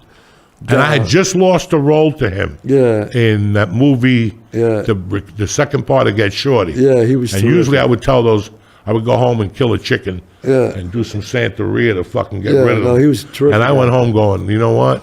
If I lost a role to him, Yeah. I'm doing something right. He's a If good it was actor. me and him, I'm doing something right. Because this guy was fucking. You know what? I've been very fortunate. You know the Richie. Richie. His first name was Richie. Funny guy. What about me? Oh, he was funny. He always go, what about me? What about me? Funny guy, man. And he's in the movie with Arnold Schwarzenegger. Yeah. When they do, what's the movie? The other Yeah. guy is in that movie. You know, the guy who plays the gangster, Joe, in Bullets Over Broadway. Joe, the one that Joe Varelli. Joe Varelli was Joe Sean Varelli. Penn's neighbor. Sean And Penn's Sean Penn talked him into fucking acting. Yeah. That dude, Joe Varelli. Joe Varelli. Joe Vitz is in that movie too. Terrific, Joe The one Varelli. the one with Vanessa Williams. Yeah. The Fed movie with Yeah. when Arnold kidnapped Vanessa Williams and she's got the paperwork Yes, to the I forgot mob the in name of it. Baltimore.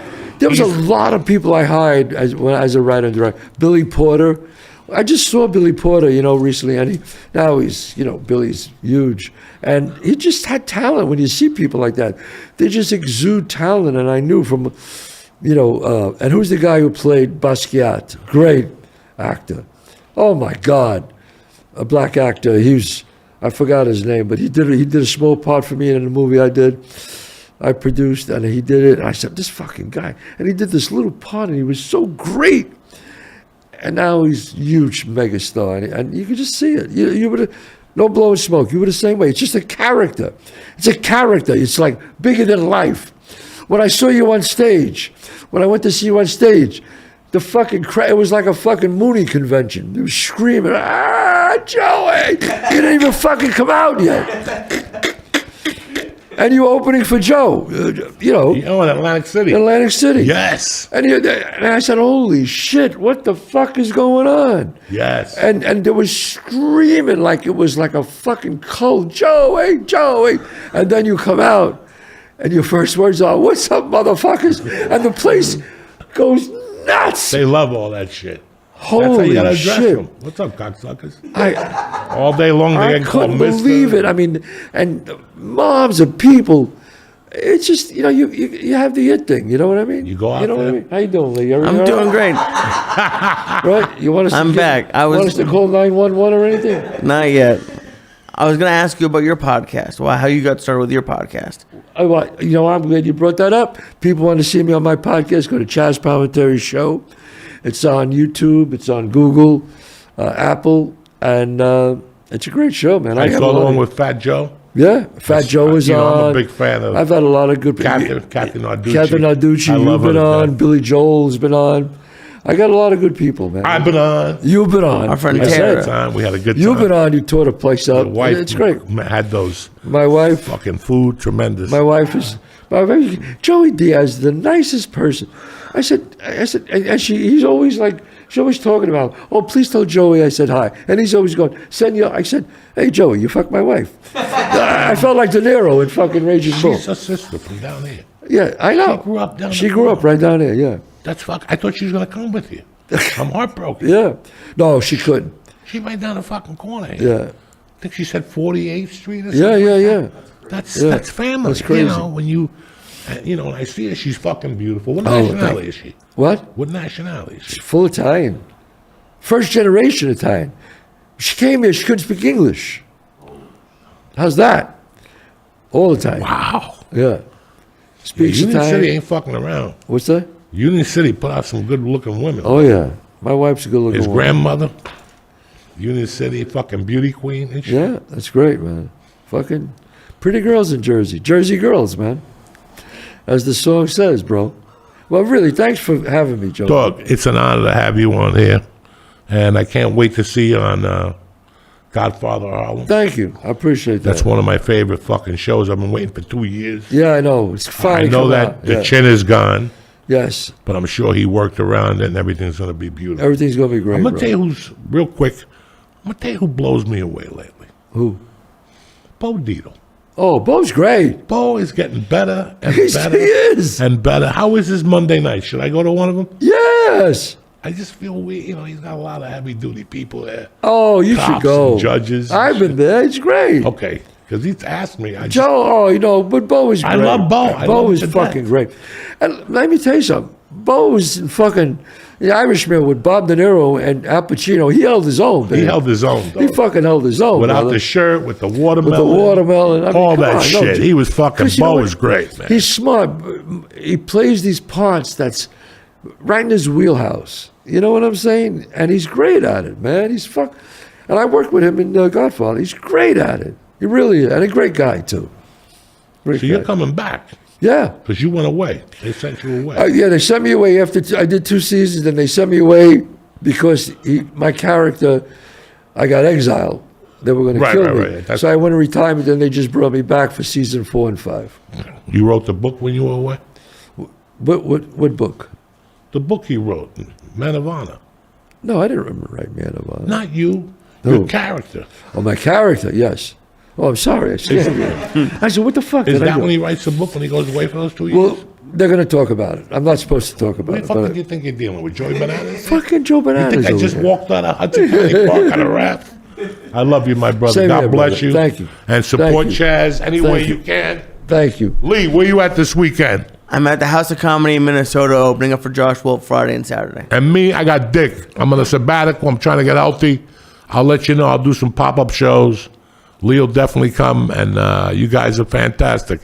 Thank you very much for watching the show. And it's my birthday Wednesday. Hey, happy Hey! birthday. Happy birthday. I'm officially 3 years collecting social, and I'm taking it because that means my daughter gets 3 years. Wow. Back, bitches. It's a beautiful Tuesday to be alive. It's just me and Lee today, just how you like it. You know, you guys, you put a fucking girl on here, you don't like her. You put a penguin on here, you don't like him. You know, you guys don't like nobody. Who's the penguin? Huh? Who is the penguin? I don't fucking know. I get emails. Why'd you put the girl on? What the fuck? How many boys can you put on here? How much dick can you smell? You know what I'm saying? You gotta bring a woman in here to give it that fucking touch from time to time. I love having women in here because, listen, I learned from them. She was great last week. Yeah. So was the Italian princess came in here and enlightened us. You guys are, why does there have to be a girl on the show? Well, it's better than looking at a fucking guy all night, right? What the fuck is wrong with you people? But anyway, the co-host tonight is the man himself. He was a little fucked up the last 2 shows, but I wonder why. today he went to a rehab, he went to a meeting, and he's making a strong comeback. I wonder why. What the fuck you think this is? This is the church.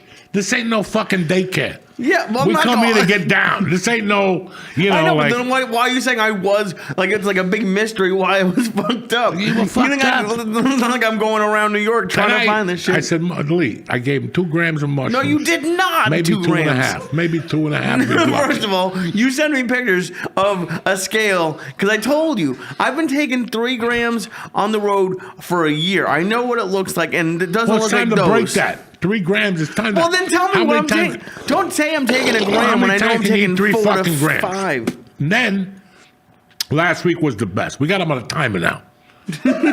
Whenever You we give him a faked the mushroom, timer. we got There's him on no a timer. timer. Because it is the biggest store. Also, he wants to tell you stories No, from I 20 years didn't want ago. to. He First looks of all, around. I'll fucking give him a cheeseburger. He'll wolf that thing down, okay? Give him a mushroom. He's looking around. yeah, I He think anyone fucking, watching this would wolf down a cheeseburger before a Last mushroom. week we brought the meatballs from Special, the meatball kin out in Rutherford. This fucking guy, I go, get a piece of bread with a meatball and just put the mushroom in there. What does he do? He's sitting there cutting the meatball, putting I little didn't cut a pieces in there. meatball. It's I gonna didn't. take No, him I 2 didn't. fucking years. I took 1 piece of bread. Just I put the put the mushroom fucking underneath, thing and I in put the meatball on top. And eat That's it. all This I is did. every week. Just now we gave him 2 little pieces. 2 little pieces. And 3 pieces of Coach, chocolate. Guys, listen, my lawyer's here. I ate the fucking 2 grams and the chocolate before him. And that's a fact. He was still over there looking around, dropping it. Yeah, because you eat the mushrooms He dry squeezes it with because his you've been on fucking hospital Jewy food for a fucking month. sweaty hands. You know, what the fuck you think is going to happen? I never said that you don't eat mushrooms quicker than me. You do eat mushrooms I quicker eat than me. everything quicker than you, but when it comes down to a cheeseburger, you fucking beat me or a pizza. So yeah. And I told him, I said, listen, you want to eat the mushrooms with no drama? Put it in the pizza and fold it. Where's the pizza? I don't see any pizza. Well, when we have pizza, you're like, I don't know. And then he eats these 25 milligrams when he's not in That's training. all they sell. When You we can't hear- get... All right. No, hold on. You tell you every week, take edibles, and the strongest they sell in the between Massachusetts and New York is 25 a piece, Well, then you maybe take a 8 of 50. I've been taking at least not 8. 2. He takes them with his girlfriend. They rub each other's back. We don't rub And our they back. watch some fucking movie on Lifetime or some shit. We're First not of all, playing Lifetime has some good programming. Okay. Don't tell me. We got no Lifetime here. We go for the kill here, Lee. This is the kill shot. Yeah, The but I'm also church is- out every night. I can't go out What fucked up every night. What dog? Yesterday I had a half a chocolate bar. I buy those GMO things. It's a syringe. I can't smoke anymore. So I went to the weed store a couple of weeks ago, and he goes, Joey, if you can't smoke, put the syringe in with that GMO indica. Oh, the RSO? Holy shit. That's good. I just had that. Dog, I've been putting it on the other night. I can't wait to hear this. Last Tuesday, it was like 70 degrees out. I sat there from 1 to 5. My wife left. They went to do 1,000 things. They came back. I was still sitting there. She's like, you're enjoying the sun, huh? I go, I'm too fucked up to get up. What enjoying the sun? I'm fucked up, dog. I was fucked up out there, just in my little rocking chair. The cat kept coming out. I would pet him, and then he'd go in. Then he'd come out, Daddy, come back. No, I'm too fucking high. I want to see the devil. That's training on a Tuesday. Yeah, Do you okay, that's understand great me? for you. No, this is... First of all, I have a day job, which is fine, but I'm out on the... Everyone, you keep telling You're people home by to 9:30 mug at me. night. I'm not home by 9:30. You go, you do I'm these never 6 home by 9:30. 9:30, Mama gives No, you I'm cookies not and home by rubs your feet. 9:30. Cocksucker. Jesus Christ. You're home by 9:30. I haven't been home I'm at back. 9:30 in 6 months. I'm back. I'm home now. It's fucking 9:30. I'm never... What that the is fuck? a Comedy's at bald-faced... midnight, cocksucker. 9:30. He lives a good life, this fucking dude. Yeah, clearly. Unbelievable. I do live a good life, but I'm also not home at 9:30 Yes, you taking are. 5 milligrams. I am not. Yesterday, I didn't do shit Friday night. I didn't do shit Saturday. So Sunday I woke up, I go, I'm going deep today. I went to the gym, I did this thing. I ate a half a bar with that fucking, I put the whole syringe on. I'm up to the whole syringe now. I just How long has squeezed it been? A week? 35. Just one big fucking squirt. I ate that chocolate. Let me tell you something. Then I went to my buddies, and I brought mushrooms with me, and I ate it with a corned beef sandwich with the cabbage. I was fucked up last night.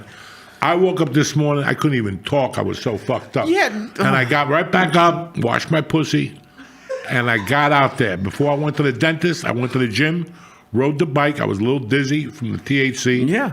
When I got to the dentist, even my friend said to me, Joey, you look a little out of it today. And I told her, I grew up with her, so I don't have to lie to her. I said, I got fucked up last night. First of all, What? this is for everyone who doesn't know. This is what they give cancer patients. And how long is that tube supposed to last?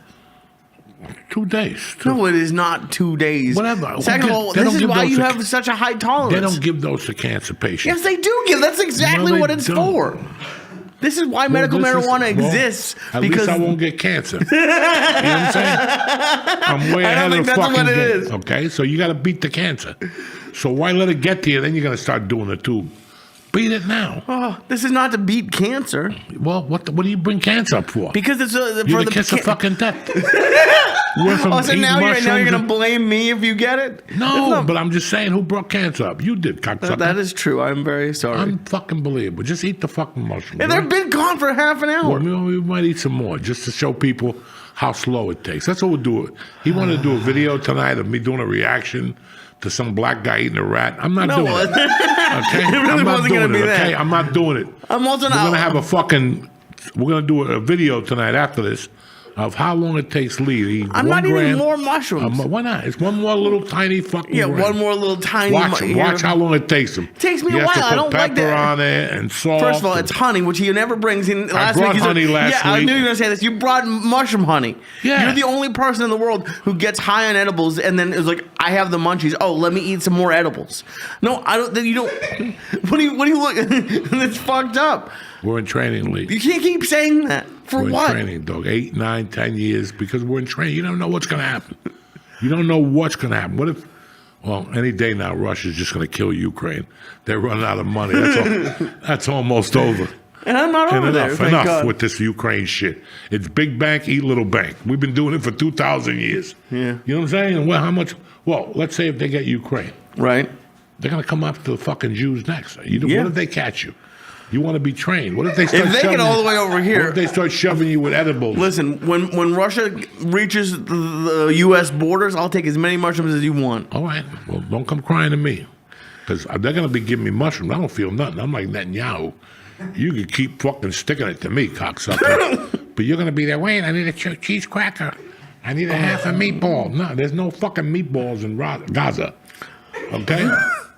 There's because they don't have pork in Gaza. Cocksucker. Oh, Jesus Christ. So I got to live with. Anyway. I'm so sorry. On a positive note, you're so sorry. Then get to it, cocksucker. You're in training. Training means we're Marines. We're not in the Navy. We're not in the Coast Guard. We're not in the Army. We're fucking Marines. We go in there first. So that's the deal. We're the ones that go in there and get blown up and lit on fire. Oh, get so it I'm pre-lighting myself on fire? Sure, why not? You're Jewish, You gotta be prepared. You gotta be prepared for the unexpected. You gotta be prepared for the unexpected. Look at all the Jew hate going on in the world right now. You don't know. You might be walking down the street and one of these. You keep saying that. One guy keeps messaging me. You get mugged yet? You get mugged yet? You get mugged yet? You get mugged yet? You're gonna get hit in the head. I don't want to get hit in the head. One of those college students from Columbia that hates Jews all of a sudden. All of a sudden he's gonna have 3 beers in him. He's gonna clock you in the head with 3 of his little faggy friends, and don't come crying to me the next day. That's what I'm saying. I apologize. I don't know if you people have been paying attention. I've been paying attention to this because it's a fucking great question to ask yourself. Today, basically, the 14th was 5 years since the pandemic started. Today was official when they shut everything down. 5 years ago, New Yorkers are going crazy. St. Patty's Day. You're done. Go drink at home. You know what I'm saying? Go drink and puke at fucking home. Same difference. But it's crazy. That's been 5 years ago.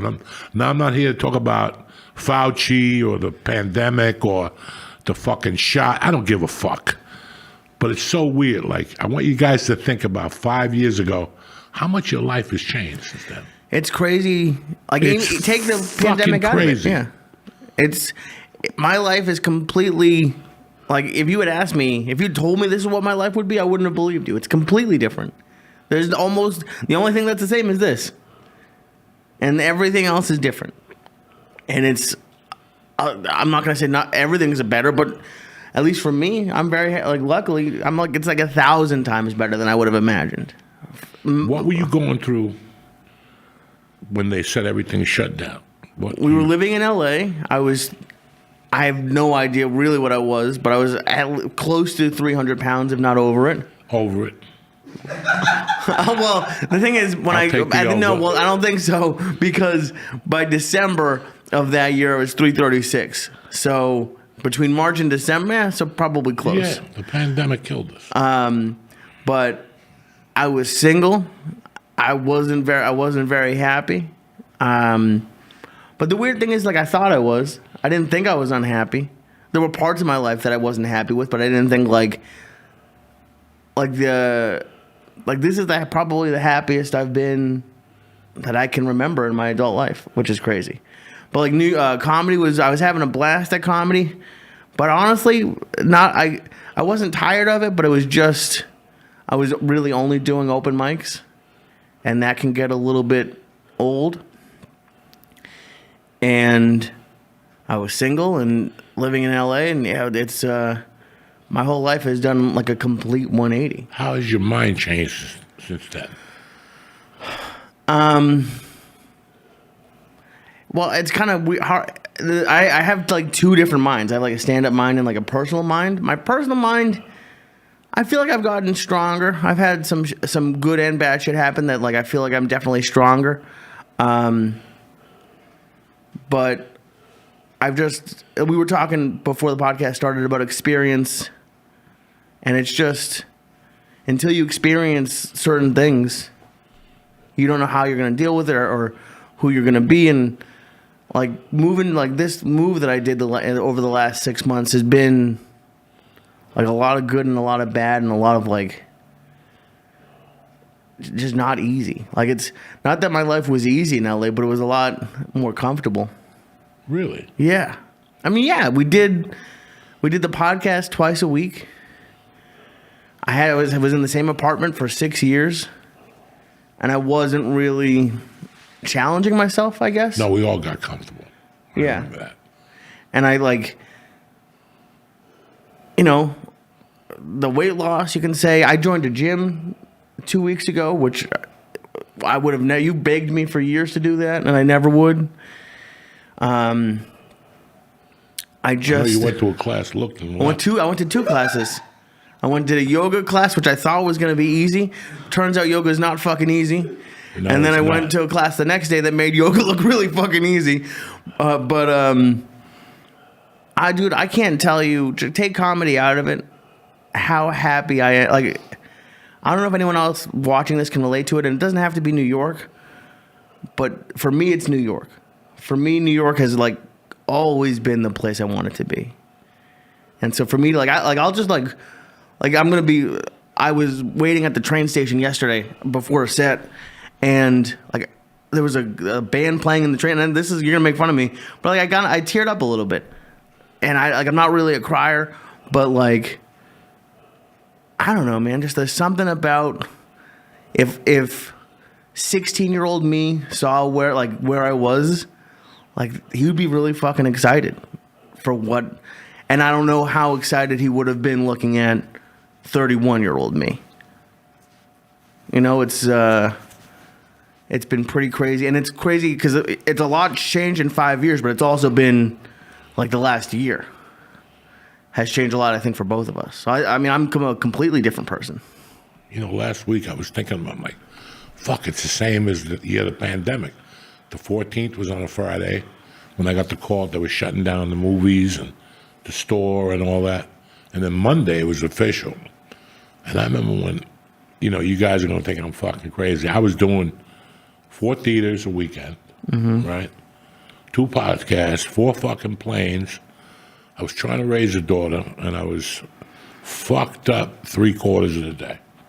Fucked up. Edibles, getting up at 7, doing 18 bong hits.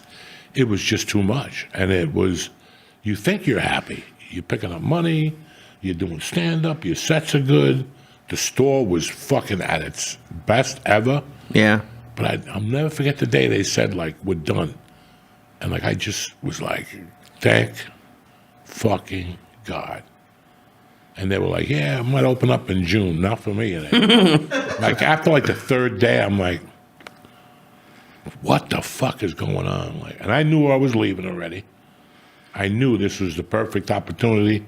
When I came back here to shoot the Soprano movie, I'm like, what the fuck am I doing in LA? I really was. I would come over to eat at night over here, and I would be home by 9. I would go, what the fuck am I doing in LA? And then I went back, and that pandemic hit, and I was like, thank God. And they would call me like, do you want to reschedule your dates? And I'm like, leave me the fuck alone. I'm not rescheduling shit.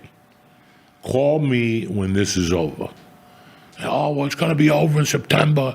You better be prepared. Then they kept calling you to go to Florida and Texas because they were wide open. Like 2 weeks after the pandemic, like, yeah, go to Texas. Agents are calling you. I guess Pennsylvania was doing comedy. I'm like, guys, I don't think you heard me. I ain't going nowhere. And they were like fucking getting pissed. Really? Oh, because I was like, they're like, what do you want to do about these dates in July? Do you want to keep them? Do you want to reschedule? Cancel them. And they're like, what do you mean? I go, cancel them. Give them their money back. Don't reschedule. And then I moved in August. And I remember that I went to a party. This is already open. Not full, but it was kind of open. Okay. And I went to a party at the Florentine's house. And the sister goes, she goes, I was there last week at Parks Casino, and they still got your flyer up. You're going on next week. And I was furious. I went home and called the agent. I go, give them their fucking money back. Whoa, you're there? You might. No. Give them their fucking money back. I got so uncomfortable during the pandemic. Yeah, you really. Oh, I was uncomfortable. I was irritable. I didn't want to hear it. I was sick of living in L.A. Like, I was just done. Like, I was done. Like, for me, the pandemic was a fucking godsend. And no part of you. And Parks is a different story because it's a big deal and it's like a big place. But like, no part of you like wanted to get on stage just to like get that out of your system. I was burnt the fuck out. And I had no idea what it felt to be burnt out. And I was burnt out emotionally, physically, and mentally. Like, my body was done. The anxiety was up to a different level. I was popping the Xanaxes, and the Xanaxes were giving me anxiety. No. Yeah, they were like fuel. It just bounced. It's called a bounce or some shit. And I couldn't focus. I could not focus. I still remember Ari coming to the house and me going, when is this kid gonna leave? Like, I can't have me. I couldn't have people in the house. There was no fucking way I could have people that close to me. What was fueling the anxiety or the burnout? The burnout was 10 years of not stopping.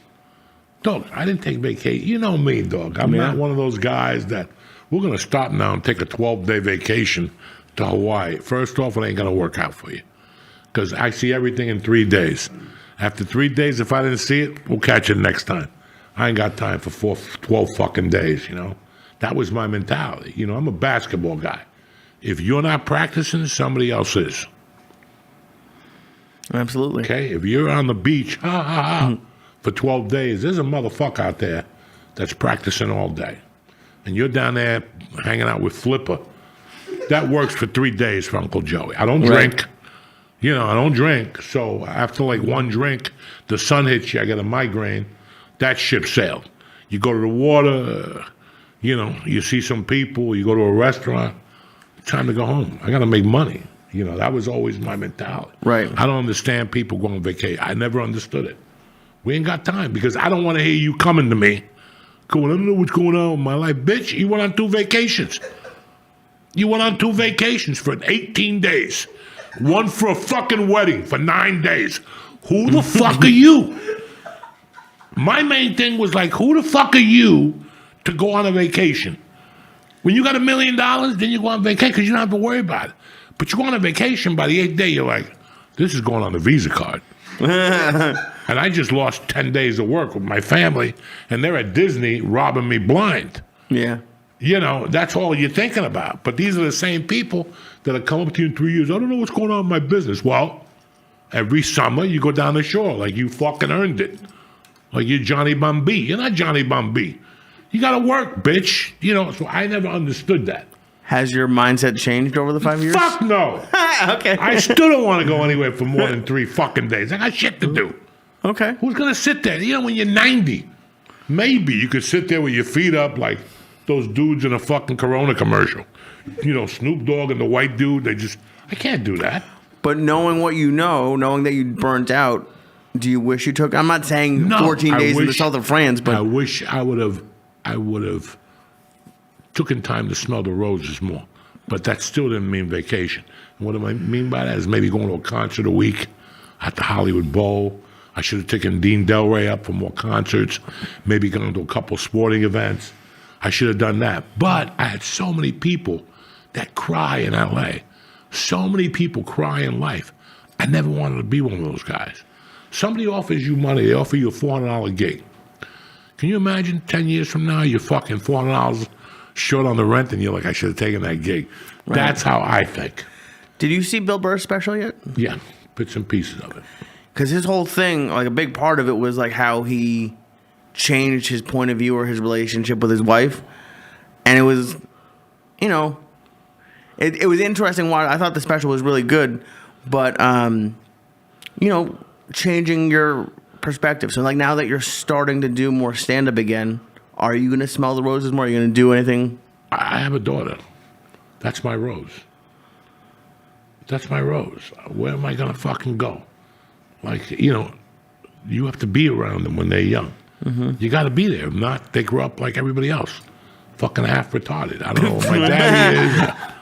You know, I don't want to live through that shit. That's my biggest fear. Right. For how to have daddy issues. I lived in LA for 23 years. Everybody I met had daddy issues, and you could fucking see it. So that's my rose. Yeah, spend time with her. But at the same time, you know I was spending time with her before LA. Of course. You know, I was always there during the week. On the weekends, I was gone. And she told me. She told me when she was 7, you got to stop. And I said, you're right. You're right. I got shit, like right now, I got shit people offering me. I ain't missing a softball game. Why would I? I don't want to miss a fucking softball game. Whatever you got to offer me, because every time I'm at a softball game on a Saturday or Sunday, I always ask myself to check myself. Where would I rather be right now? And you put yourself through scenarios. I'd rather be in a Chinese orgy doing fucking shooting up morphine and just sitting there with my mouth open. That sounds like fun. That does sound like fun. I'd rather be here. Okay. So that's how I feel. Like, I can't sit in a hotel room all day on a Saturday ever again. Like, ever again. Wow. I did it for 30 fucking years. I did it for 30 years, to wake up on a Saturday, have a great breakfast, take a walk around the town, and now it's 1 o'clock. And your show's at 8 o'clock, and you got to sit in your hotel room, or maybe go to a movie, and then you call home, and my wife's out with the girls, and they're jumping up and down, and the kids are yelling, and you got to sit in your lonely hotel room listening to these kids having a good time. Right. You know? So that was my smell the roses. Ever since they put me in a fucking hospital a month ago, 2 months ago, 3 months ago, I looked at my wife and I go, this is completely different. So I changed my perspective. This is completely different now. You know, I always loved my wife. I mean, no, you know, I like to strangle her sometimes, but I love my wife. Right. 25 years, but yeah, you have to look at things a lot differently.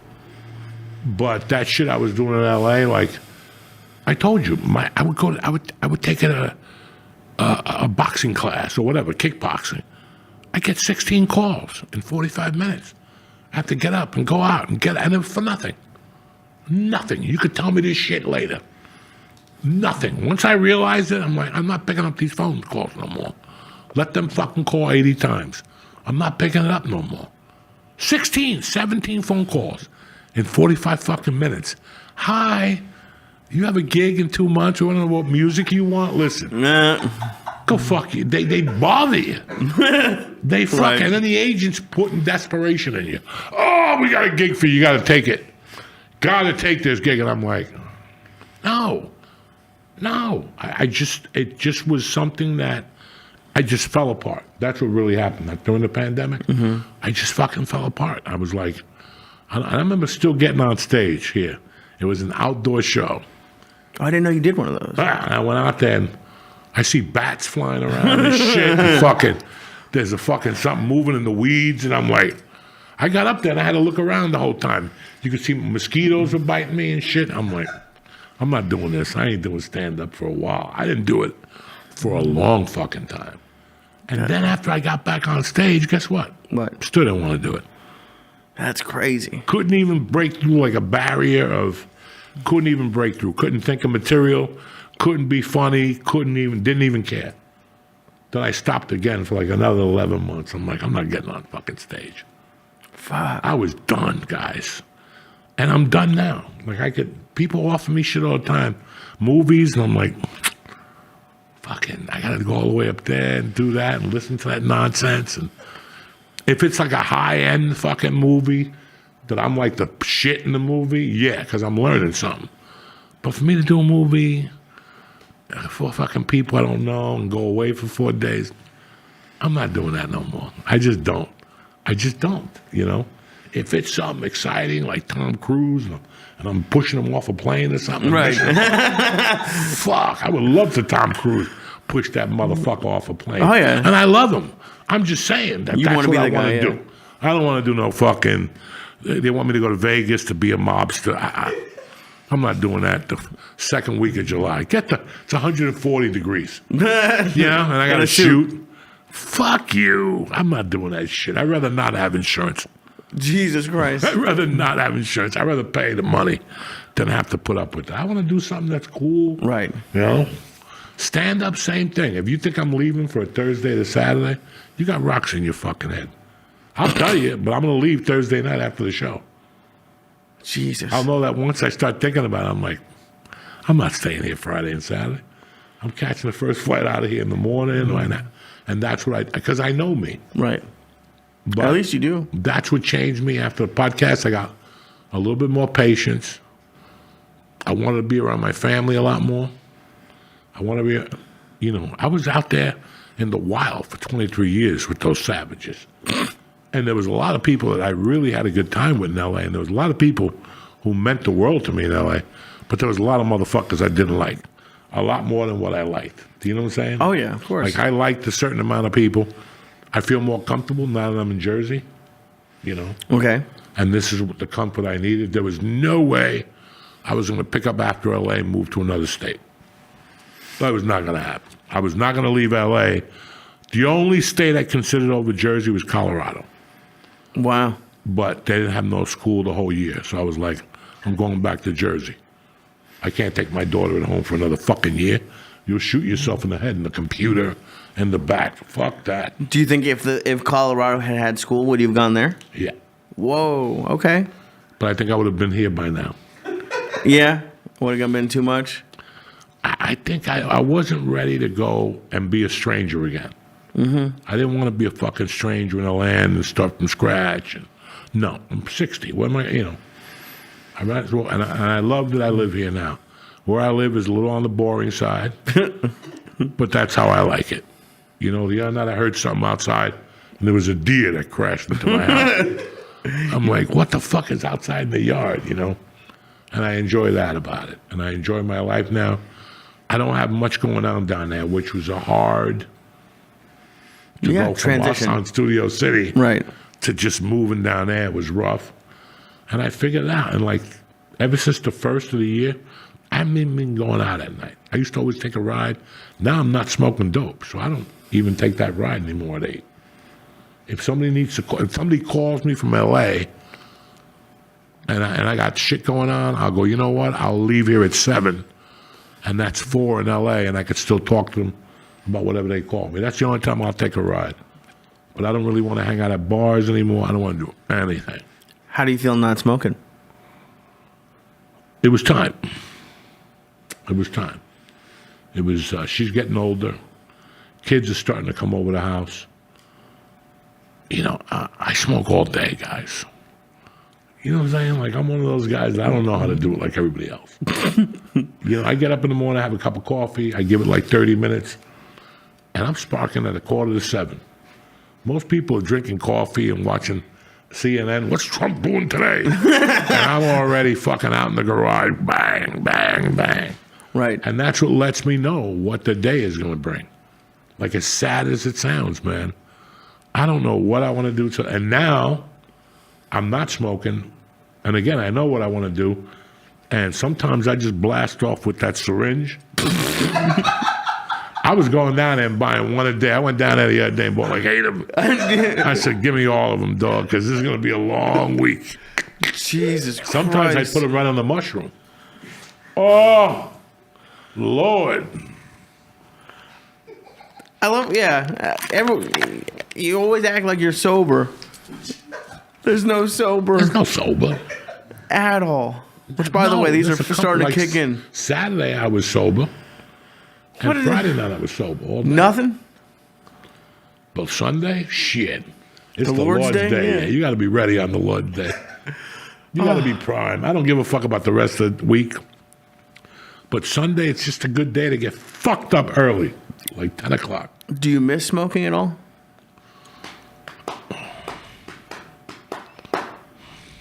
Yes and no. Because I'm addicted to this. You know, the fucking getting the bong and playing with your weed and, you know, going to get it and it's good and it's 38% and you fucking dry it. You know, I have systems in my house. I have like the drawer when it's wet. Then I dry it in here. Then it gets promoted to the top shelf over here. And then I'll smoke it and I'll have like 4 kinds up here. But I have 3 kinds down there. So I had like this little game going. You know? Yeah, of course. Now that little game is over with. Well, because you did it, I don't know, 40-something years, 50-something years you smoked? Every day? Do you ever, like, think, like, fuck it, I'm just going to smoke? No, because I don't want to end up back in the hospital. It Right. just doesn't make any... Listen, I don't know if that's what it was, but I know that I've been out of the hospital now for 2 weeks with no problems. I'm not fucking gagging. I'm not choking. So let's blame it on the smoke for now. Yeah. In 6 months, I might feel a lot different, and shit, I got to do what I got to do, you know? Right. But right now, but who knows? I'm the type of guy that once you're off something for a while, just go, why am I going to go back to it? I'm already off this for a month. Now I'm going to start this up again. And for me, it wasn't even fun anymore. Right, exactly. Because I had to go down to the weed store every 2 days and mix the weed around, and you got to find them. There's just so much weed in Jersey. So you're looking at 3 stores every day. I'm looking at 3 different websites when I wake up in the morning, looking to see who's got the best weed. I don't need that shit no more, man. I'd rather put my energy into whatever the fuck I'm doing now. Right now, I'm just trying to get healthy. I got a couple shows coming up. I want to do the best job I could do. That's it. I have nothing else on my agenda. Everybody else could suck my dick. And how does it feel? Because I'm trying to compare you to me, or even just you 10 years into stand-up. Like, now that you have all the power and all the control. What power and control Because you can say... are you talking about? What do you mean? Maybe not, but to me, in my head, you could call any club in the world and be like, I want to come in, boom, boom, boom. I want to come in tonight. And you would never bump anybody. No. But at least for stand-up, the world is open to you. That's the way I look at it. I'm sure there's some clubs that might not like you or whatever. But like I don't like them. Exactly. But like to have that control and to be able to say no, like to say no to some things that I'm sure you 10 years in, like, what the fuck are you saying no to this for? Here's the secret to this. Here's the secret to this, and you're really going to think about this. We've always had the control. We just never wanted to impose it. How? And as you, like I told you, I had a rule after the 3rd year of comedy. I don't mind coming into your club and showcasing. But I would make, as you ever say something, and as you're saying it, you know you're fucking up. Because I was saying it, I knew I was fucking up. But at the same time, it was saving me 6 months of my life. And I would call people up and go, how you doing, Sean? Joe Diaz. Yeah, your friend. I want to come in and do a showcase. Well, I'll be there Sunday night. Sean. And I would say it just like this. 3 years in, I'm going to come down there on a Sunday night. I'm going to showcase for you like a gentleman. When I get off the stage, is there somebody going to be there to give me a week work of comedy? Now, that's 2 things. You're already putting the seed in his ear that I want a booking. You know what I'm saying? Like, this is tough to say to somebody. Yeah. And number 2, I don't want to get off the stage after I kill and you tell me some story that you're going to tell the owner. Right. You're just some $100 a night manager. I'm not going to your fucking club. And they would hang up on me. Holy shit. Some people tell me to go fuck myself, but I didn't give a fuck. Saved you. That little control thing was the whole thing that at least I got. Then they started with, you got to send a tape. Mm-hmm. You know how many tapes I sent in my life? 1. And it was blank. Fuck you. Yeah. We've always had the control. It's just we don't take it. And then we get pissed off when people walk all over us. Right. I ran into a situation, I wanted to fucking yell at someone yesterday, but he's associated in a way maybe with a club that I want to work at. And they're not. Right. They're not. Right. Because they're bums. And they're going to threaten you, and they're going to say, you'll never work here again. And by the time you're rocking and rolling, they're not even in the business no more. Like the people that were in the business in 1997, when I got to LA, that were laying threats, I'm a manager, I never saw them again in 2008. Fuck. They got into real estate or into the .com business. Right. Yeah, they got into the .com. Everybody left. In 99, everybody got into that business. Not .com, whatever the fuck. Yeah, tech. A lot of website. those people left. So these people are the ones that pull, like, oh, I don't like when you come to the club and do that. That's control. Anybody who knows a comedian knows you don't tell me what the fuck to say. Because whatever you tell me not to say, I'm going to go up there and say it first. That's why you don't put no boundaries on a comedian at all. So when I'm walking into your club and you're like, oh, excuse me, I don't want no fart jokes and no poopy jokes. Bitch, I'm going to open up with a fart joke just to piss you fucking off. Yeah. Okay, I saw this guy, Kevin Fitzgerald. Kevin Fitzgerald, you two guys are all young except for George. Kevin Fitzgerald had a show on Animal Planet. He was a vet with white hair. I don't know, you guys remember him. Old dude. That dude looks old. That dude will fucking take your throat out. He was in Vietnam. He's one of those crazy motherfuckers in Vietnam. Then he came back on the GI Bill and became a veterinarian. And then somewhere along the line, he became a comic. But before that veterinarian shit, he was the Stones' bodyguard. He was on tour with the Stones when that shit happened. They got stabbed and Altamont and all that shit. Kevin Fitzgerald, you look at him, he looks a little weird, but that motherfucker got stories, and that motherfucker's dangerous. So in 1993, he was at the Comedy Works, and he did a joke about this is your brain, and this is your brain on drugs. Remember, there used to be the egg? Mm-hmm. And when he got off stage, some big guy came up to him, and he goes, Bill Hicks is here, and you're opening for him. Mr. Hicks said not to do that joke. Next time you open it. He went back, thought about it, and he goes, fuck Bill Hicks. He went up there and did the joke. The muscle guy came up to him again, and Kevin goes, I would have taken his fucking throat out. But Bill Hicks came up to him and said, hey, we told you not to do that joke, and you did it. You're on tour with me. Fuck, I would have done the joke. Guys, you have to somewhere, as a comic, say, this is what I'm going to do, and if you don't like it, I'm moving the fuck on. But that's why when they tell you, like, we can't say this at my club, well, you called me, number one. And number two, I'm saying what I'm fucking saying. And if you don't want to hire me after this, that's fine. Right. But don't you ever fucking tell me what I can and cannot do. Because I've been struggling with, I don't like feeling like this, but the feeling that I've felt in New York with stand-up is a little bit desperate. And I don't like feeling like it. But there's just no,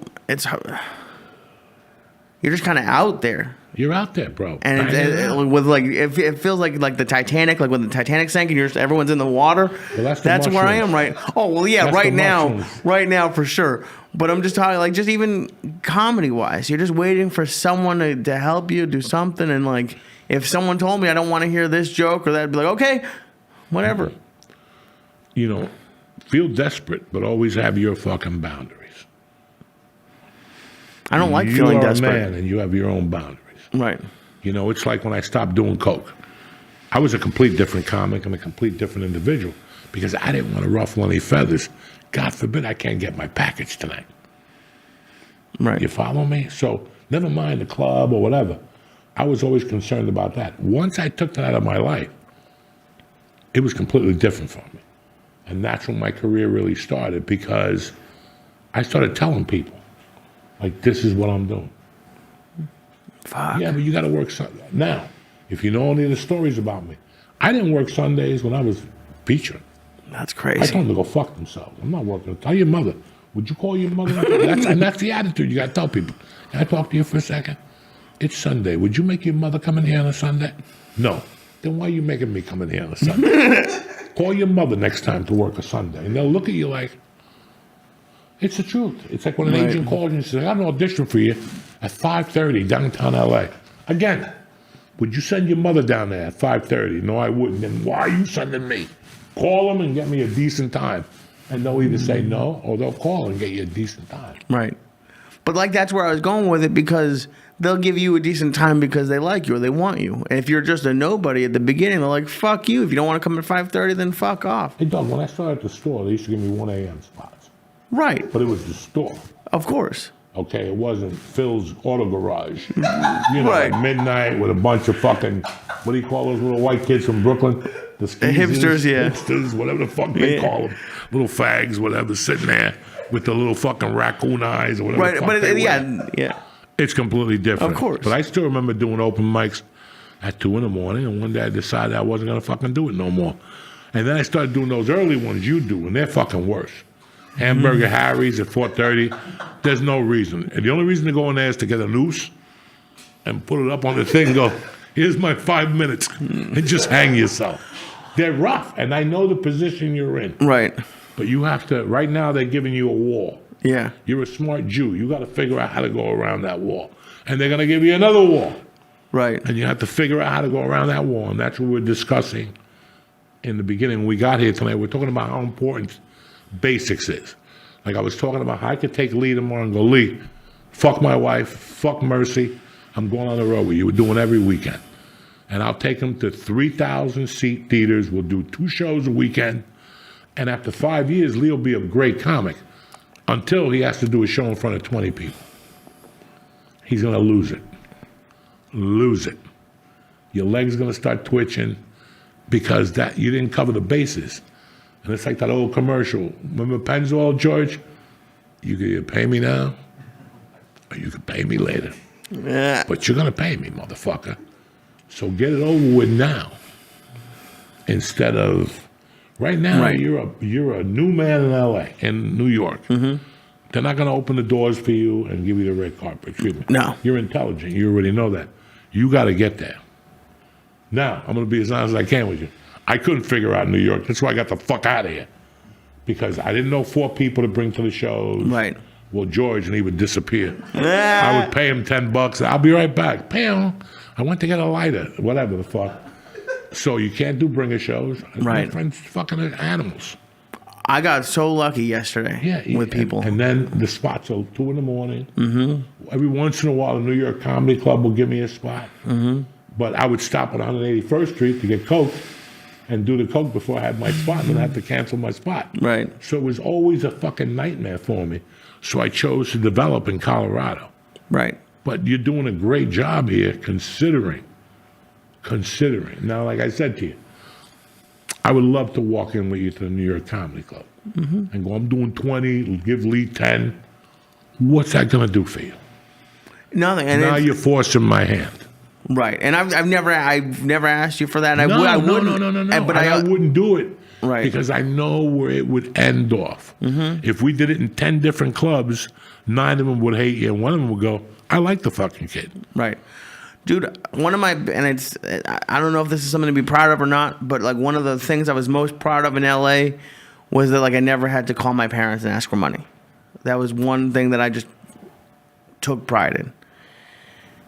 And, you know, I'm sure there's a lot of people listening who don't, whatever they think about me being a stand-up, I know that I'm working really hard at it, and it's what I want. And I don't want to look back in 10 years and be like, oh, I only got in because Joey called X, Y, and Z. I'm having, as much as I'd love to be in at all the clubs right now, and I'd say yes if they called, I'm having fun, doing the bar. The only place that'll have me right now is barbershops. I do barbershops every fucking month. Someone invites. I feel like it's like they're fucking. They bring me to a barbershop, and the shows are great. But I've done like 8 barbershops. That's okay. And it's like, what the fuck? I'm the only guy with no hair in a barbershop. But I love it. It's been, dude. New York and I did. It was a weird. Because yesterday I did, I think, 3 mics. 2 of the mics would have got canceled.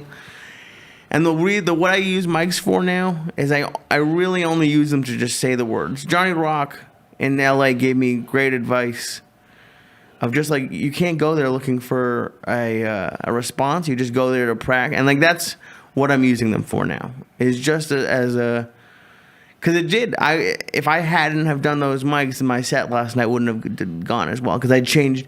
I'm not at a place yet where I can look at my notebook and like see if things are gonna work or see if the order's right. I have to do it, and then I'm like, oh, okay. Then that. So for me, that's what I'm using that stuff for New York. Because I'm nowhere close to figuring out New York, but I'm further along today than I was in January when I really started. Because like even when I got here in September, I was gone every week. I was here in town for 2 days a week, maybe. I was watching something the other day where, what's his name? Schultz. Andrew was on Club Shay Shay. And he was talking about Rogan. And he goes, Rogan has made a lot of millionaires, And I thought about it. I was sitting there going, what the fuck? Rogan didn't make millionaires. He opened up the door for people. And people still had to do the work. Yeah. I know 10 guys that Rogan was helping they're still feature acts. I know comics that Rogan got with Dave Sussman. They're still feature acts, I still remember getting a longest shot and somebody going, must be nice for Rogan to call Adam Sandler. I'm like, fuck off. Do you really think that's how they do shit? So I know the feeling of people thinking that they made a call for you. Not. They didn't make a call. They said something on a podcast, and I had to deliver the goods every fucking night. Right. I still had to write the comedy. I still had to go down there. There's people, look at Last Comic Standing. Opened up the door for 10 comics. Where are they today? Teaching comedy classes? On Zoom. These guys had opportunities. They just didn't know what to follow. People I always thought about this. People always want to get on Rogan. When I started, it was always Letterman. It was always Johnny Cash, Johnny Carson. Right. Well, that's the one thing. It's what you do after you get that. That's going to rock it. It's not getting that. I got my job. All right, now what? You got the job. Now what the fuck are you going to do with it? That's what you're always planning. Like I'm always planning not what's in front of me. I'm already planning exactly how this goes down without moving a finger. I let things do it for me. I'll give you an example. I'm doing the garden next week. Fuck yeah, dude. Okay? No, but don't knock me. Everybody knows this. I'm opening up for Tom. I'm doing 20 minutes. No big. I didn't earn it. He called me and said, "You did too earn it. Do you want it?" And I took it. Now, the picture that somebody's going to take of me and post, I don't have to do the work. There's 18,000 people there. Let's pretend 100 of them take a picture and put it up at the post the next day. The next day, just people see that and they go, I'm going to go see where I could buy a ticket. But I know that. I'm using it as a workout. I'm using the garden as a 20-minute fucking workout. I got no material to do. Yes, you do. I'm using it as a fucking workout. But I already know where it's going to take me. Like, I'm already thinking like that. You're not going to get that from just starting comedy today. You're going to get that from over time and doing it. And you start learning different fucking things, and that's what I like about what you're doing right now, Lee. Don't worry about where you're at. You're doing it. That's the most important thing. I know 20 people at home right now going, I want to stand up. Well, I'm going to stay home and watch the Knicks tonight because the Knicks are going to be in the play. Okay. The Knicks are more important to you than anything else. I know 100 people. Like I said, we could put a fucking sign out tomorrow, put a building in New Brunswick by Rutgers and go, be the next Joe Rogan, learn how to podcast. I could quit doing comedy. Yeah. I have a sucker in there every fucking 20 minutes. I want to be like Rogan. I shaved my head. I got tattoos. It's crazy. People think, you got to put the work in. It's nice. I mean, it's nice to be a bartender. Remember, George, when we were kids? Yeah, Bruce Willis was a bartender. And somebody went in there and put him on Miami Vice. Yeah, like you bought that fucking line. No, we had to go to acting class. We didn't know a bunch of shit. Like when he got Miami Vice, he was involved in 20 things already. When he was shooting Miami Vice, he got the show on ABC. But growing up, they said, oh, he was bartending. Some guy went in there and saw him bartending. Unless he's sucking dick behind the bar, doing this shit, poor Bruce Willis. Now he don't remember. You know what I'm saying? Now he don't remember. God. Right. But that's, we all think that things are going to happen from fucking influencers, these girls that are hot.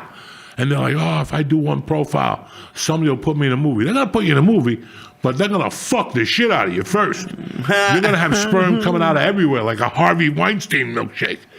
They'll put you in a movie, but I don't want you to think they're putting you in a movie because of your artistic fucking whatever. They're putting you in a movie because you got big tits, and they'll just take you. They'll cut you out. They'll tell you a movie, and they'll cut you out. You'll be the next. Who's that really hot chick that's in all the movies, and she's a fucking nightmare to work with?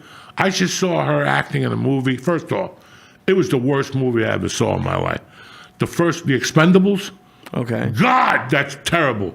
But the Fox girl, that's her name? It's Megan Fox. She was in that. And I'm like, this is what she's going to do the rest of her life. Mm-hmm. Somebody fucked her. She's hot.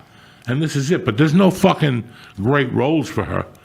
There's no fucking pretty women for her or, whatever the fuck those roles are. Well, let's take that out, though. So, like, because you did it in acting, too. You did the $100 a day. If someone called you for The Longest Yard when you were just in LA and you had only done a couple of things, would you have, like, been ready or, like, what? Well, I would have got ready, bitch. Sometimes you got to get ready. So, for me, listen, I have two trains of thought here. The one train of thought is you could just read a book so much. That's what we have as Americans. I want to be a writer. Let me go to fucking the place and buy 20 books on writing. Mm-hmm. You just killed yourself for 5 years reading. Right. The only way to get good at writing is to write. Even if you start with, I'm going to the zoo today. It improves. Over the week, I'm going to the zoo. It's going to be a sunny day. Today, I'm going to kick the fucking ape in the stomach. Whatever the fuck you're going to do. And we've become too booky and we think too much. Mm-hmm. Okay? When I got called for basketball, do you think I went to an acting class before that? You think I knew anything about acting? I knew about Bruce Lee flying through the air, and I knew about The Godfather, and I liked Marlon Brando, how he acted, but I didn't know anything. I still remember going on that set and them going, step on your mark. And I'm like, what mark? Fuck. And they're like, your marks. And then I remember going to another acting job, and they were saying the same things to me, and I had to tell them, I don't know what I'm doing. No, but they like and that. They're like, how the fuck I don't know what I'm doing. Mm-hmm. And the only thing that saved me was that girl, her father was big, Sidney Poitier. Oh, shit. And that was his daughter. And when I worked and lived in Snowmass, Sidney Poitier used to come into the video store with that little black girl. And I asked her, I go, you remember going to Snowmass as a kid? She goes, yeah, all the time, my dad. I go, I used to come into Command the Video. Ask your dad next time he talked to him. She goes, I'll ask him tonight. She came back. She's like, yeah. Oh, my God. I go, yeah, your dad used to come in. So she was kind of nice to me. Yeah. She was like, I'll show you what to do. I go, I don't know what the fuck I'm doing. Bro, as soon as that movie ended, as soon as that TV show ended, I borrowed money from Josh Wolf and I got into an acting class. Right. Do you follow me? Because now it was getting serious. Like, I thought I was just going to fucking, go up there and... But they were giving me lines and shit. Mm-hmm. So I didn't know. How dare they? You want me to read? Oh, yeah. So I didn't know what I was doing. So then I went to an acting class, and then it all... Right. As I was doing the acting class, I started booking while I was doing the acting class. And it kind of came together. But I didn't just do it. Like, there's people that'll tell you, there's schools in California that if you go to their act, they'll tell you, you can't go on auditions for 2 years. 2 years? You know what? Fuck you. You don't even know what you're talking about because now they get to blend it together. Like they get to go to class. Right. It's like being a union plumber. If you're an apprentice, you got to go to Teterboro twice a week and learn how to fucking burn shit and fucking, and then you're on the job. Right. And you might start as a laborer carrying pipe. Right. But eventually all that shit's going to mix together. So you're going to be doing pipe and then you go over there and they're going to be teaching how to do the same pipe. That's when it all is really insane. 1,000%. But I would never tell you, you're going to be my comedy student, but don't get on stage. No, I want you to fail. Right. I want you to come with questions for me every week going, I did my best material and they threw a tomato at me. All right, let's see. Let's start from the videotape. Let's see the videotape.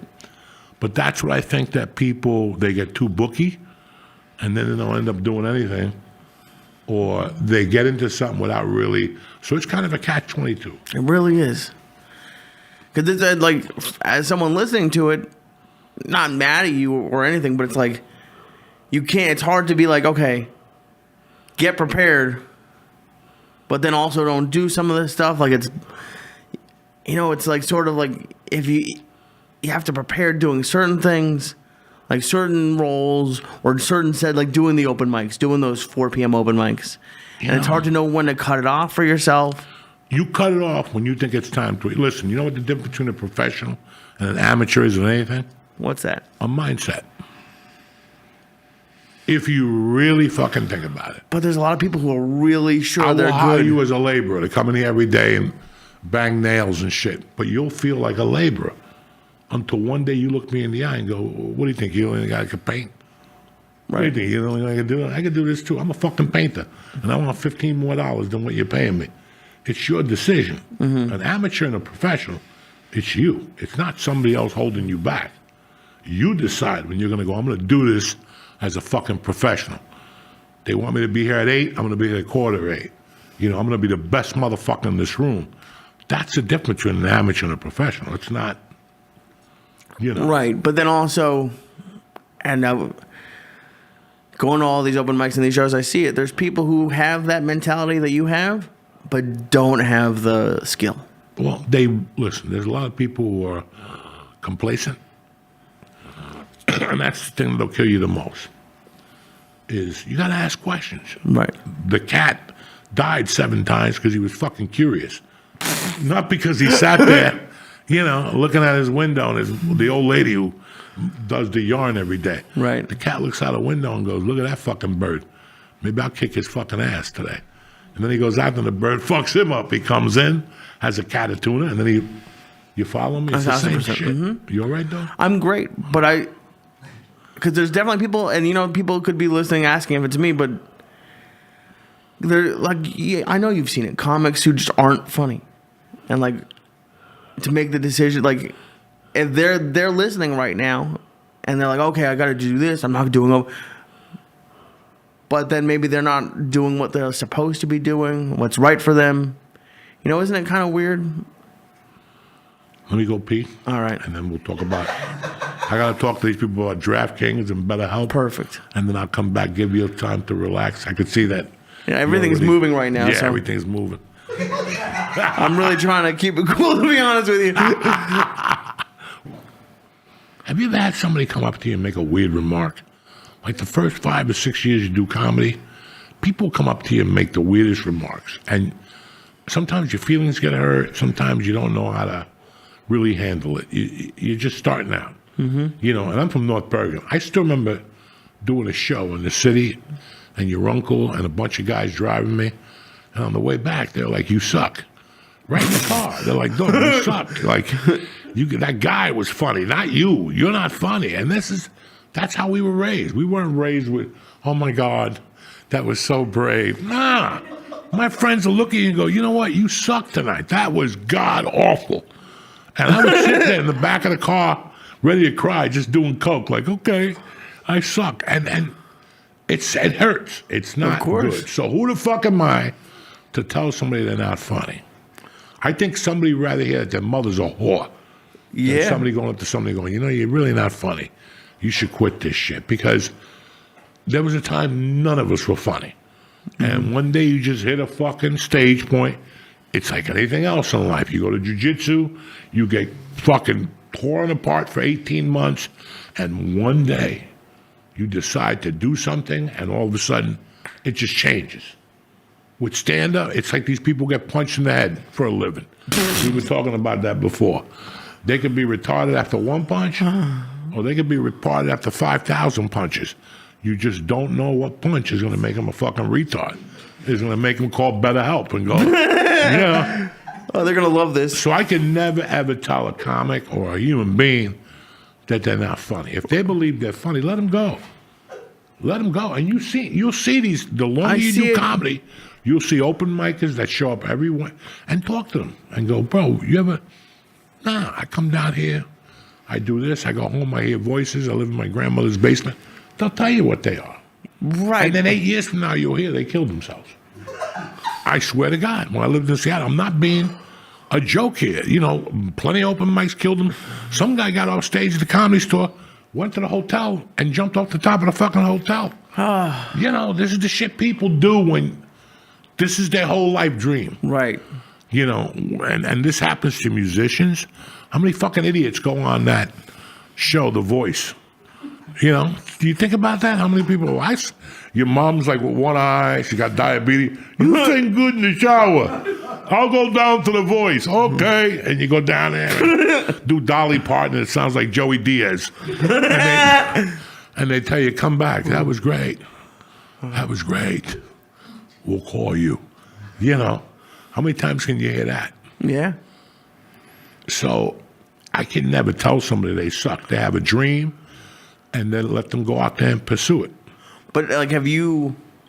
And it's tough because I mean that's not obviously not with stand up. Now, from the other side of that, let me just tell you something.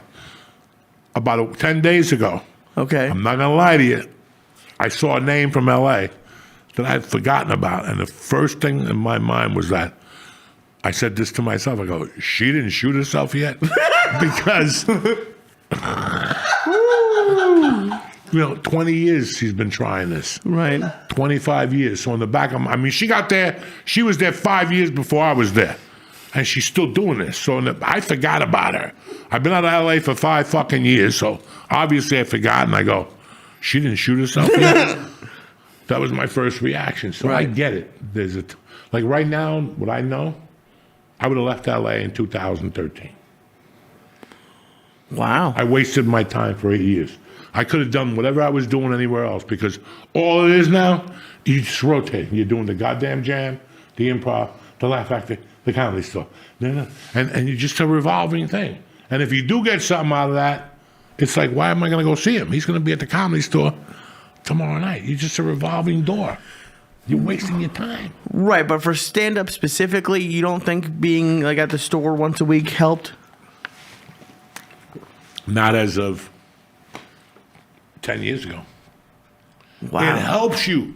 But if you're already established at the store, right, and you're established at the Improv, and you're established at the Laugh Factory, why are you still there if you're not acting? You're just going around every night. I got another show. I'm at the whatever. It's just a rotating door.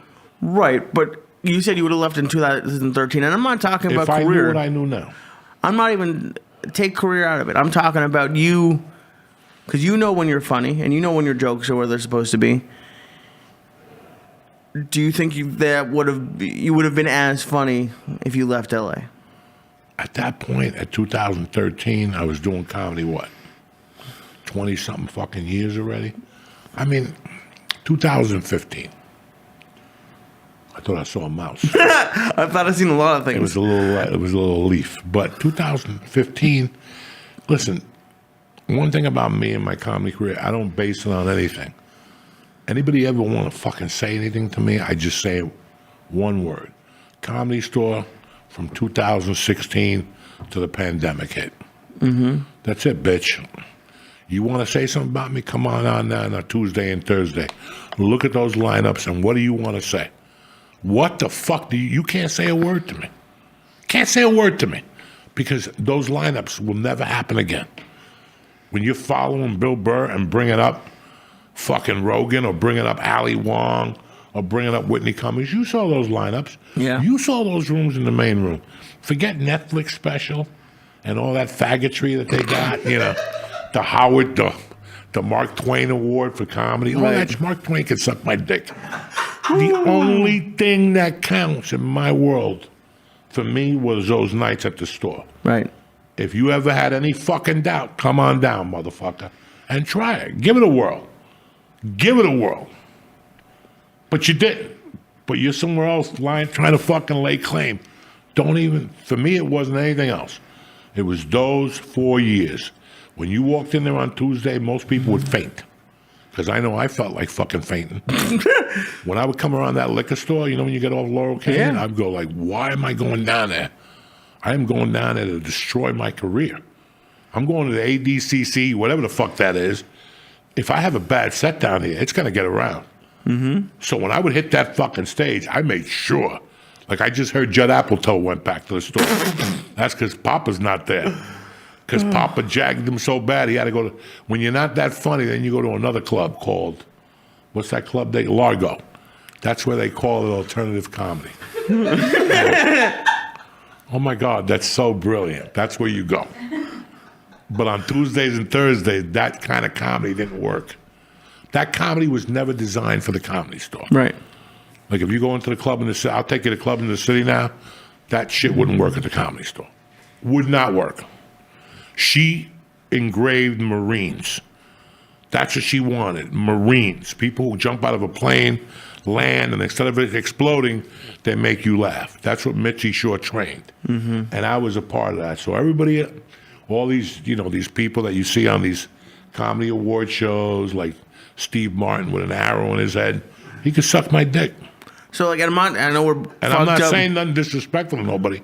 I'm just telling you how I feel. And if you have a problem with that, come on down.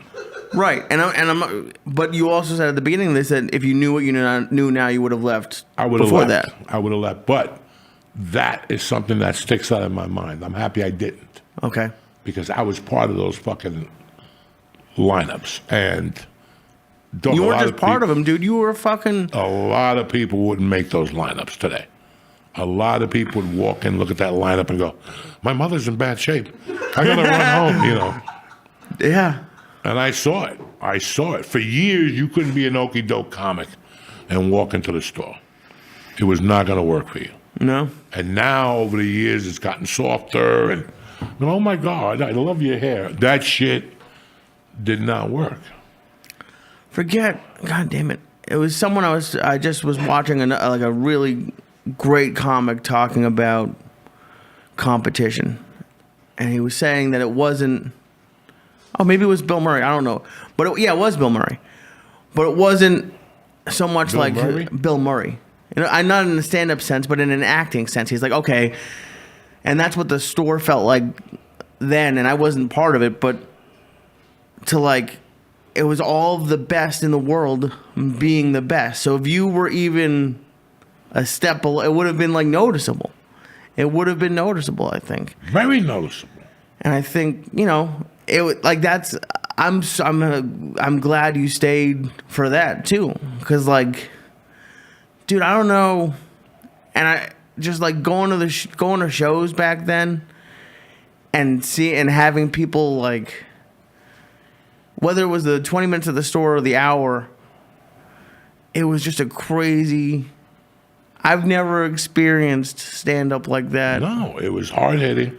All those people that wear hats, that take pictures of themselves smoking a cigarette, that think they're cool, they disappeared from there. Anybody with scarves, guys that wear scarves to be cool on a Tuesday night, they disappeared from there. Tattoos and piercings, that shit didn't go over. It was a stage and a microphone. And you better bring it. Just like life. You come with all disguises you want. The piercing, yeah. Come with all disguises you want. When that shit blows over, if either you got it or you don't.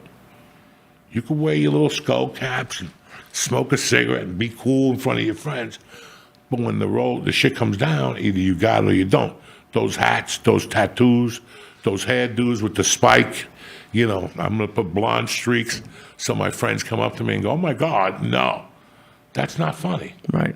And that's what happened. That's why you go to some comedy clubs, people up there with a suit with sneakers on. Go fuck yourself. Go fuck yourself. This ain't a costume party. Yeah, there's a lot of that. This ain't a costume party. And that's why I always respected the store, and I respected coming out of the store. I saw a fucking dude play the piano one night at the store, and Eddie Griffin went up there and he goes, this ain't the music store, motherfucker. This is the comedy store, bitch. Oh, no. And and the guy would kill. Yeah. The guy would kill with his piano. He's a black guy. La, la, la, la. Like, this ain't the music store, motherfucker. The Guitar Center's down the corner. You go down there, play all the guitars you want, drums and pianos. It's not fucking comedy. And now what they've done, well, I'm not even going to get to the subject there, because I have people banding up a fucking, a thing, abandoning shit. But, right now you're in a spot, Lee, that you have to make it, you have to be funny and figure it out on your own. That's it. You have to figure this out on your own. In time, you'll latch onto a club that gives you 7 spots a week, That'd be great. and then you can work your shit. And then it's going to take one person to go, hey, how come you're not at New York Comedy Club? I banged the sister. Let me call. That's what happens. For years, you're over there sending tapes, going over, and all of a sudden it takes one guy to go, I play golf with the fucking guy. You want me to call him tomorrow? And that's what happens. But at least you're not at home. And that guy said to you, I'll talk to him tomorrow. What if you're just sitting at home with your girlfriend? Nobody gives me a spot. I can't get through in New York. And all of a sudden I get you at the New York Comedy Club. Now you're fucked. Yeah. You're there. You're prepared. Like when you do people think I used to go on a Rogan podcast and just get high. I love that. Right. I love that. Everything was planned down to my shirt. Yeah. Everything is planned. I want you to think I'm stoned. Yeah, keep thinking that, motherfucker. That's how I'd rob you. And then you say, he's a thief because you thought I was you thought I was too coked up to put a gun to your fucking head. Well, I'm not, okay? Yeah. I'm not, okay? So it's the same thing. When I went on Rogan, I knew I was going on a Tonight Show. Right.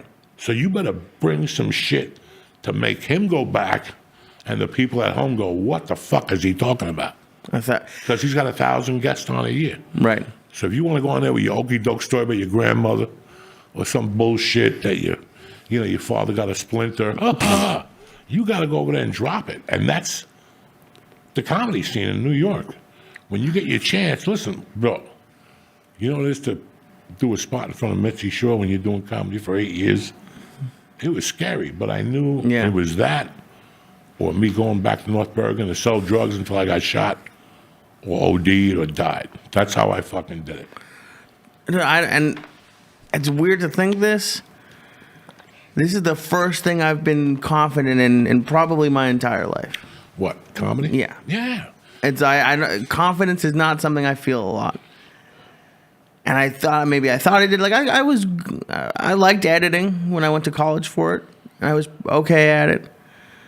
But this comedy, being confident in comedy, and I'm not saying for where I am.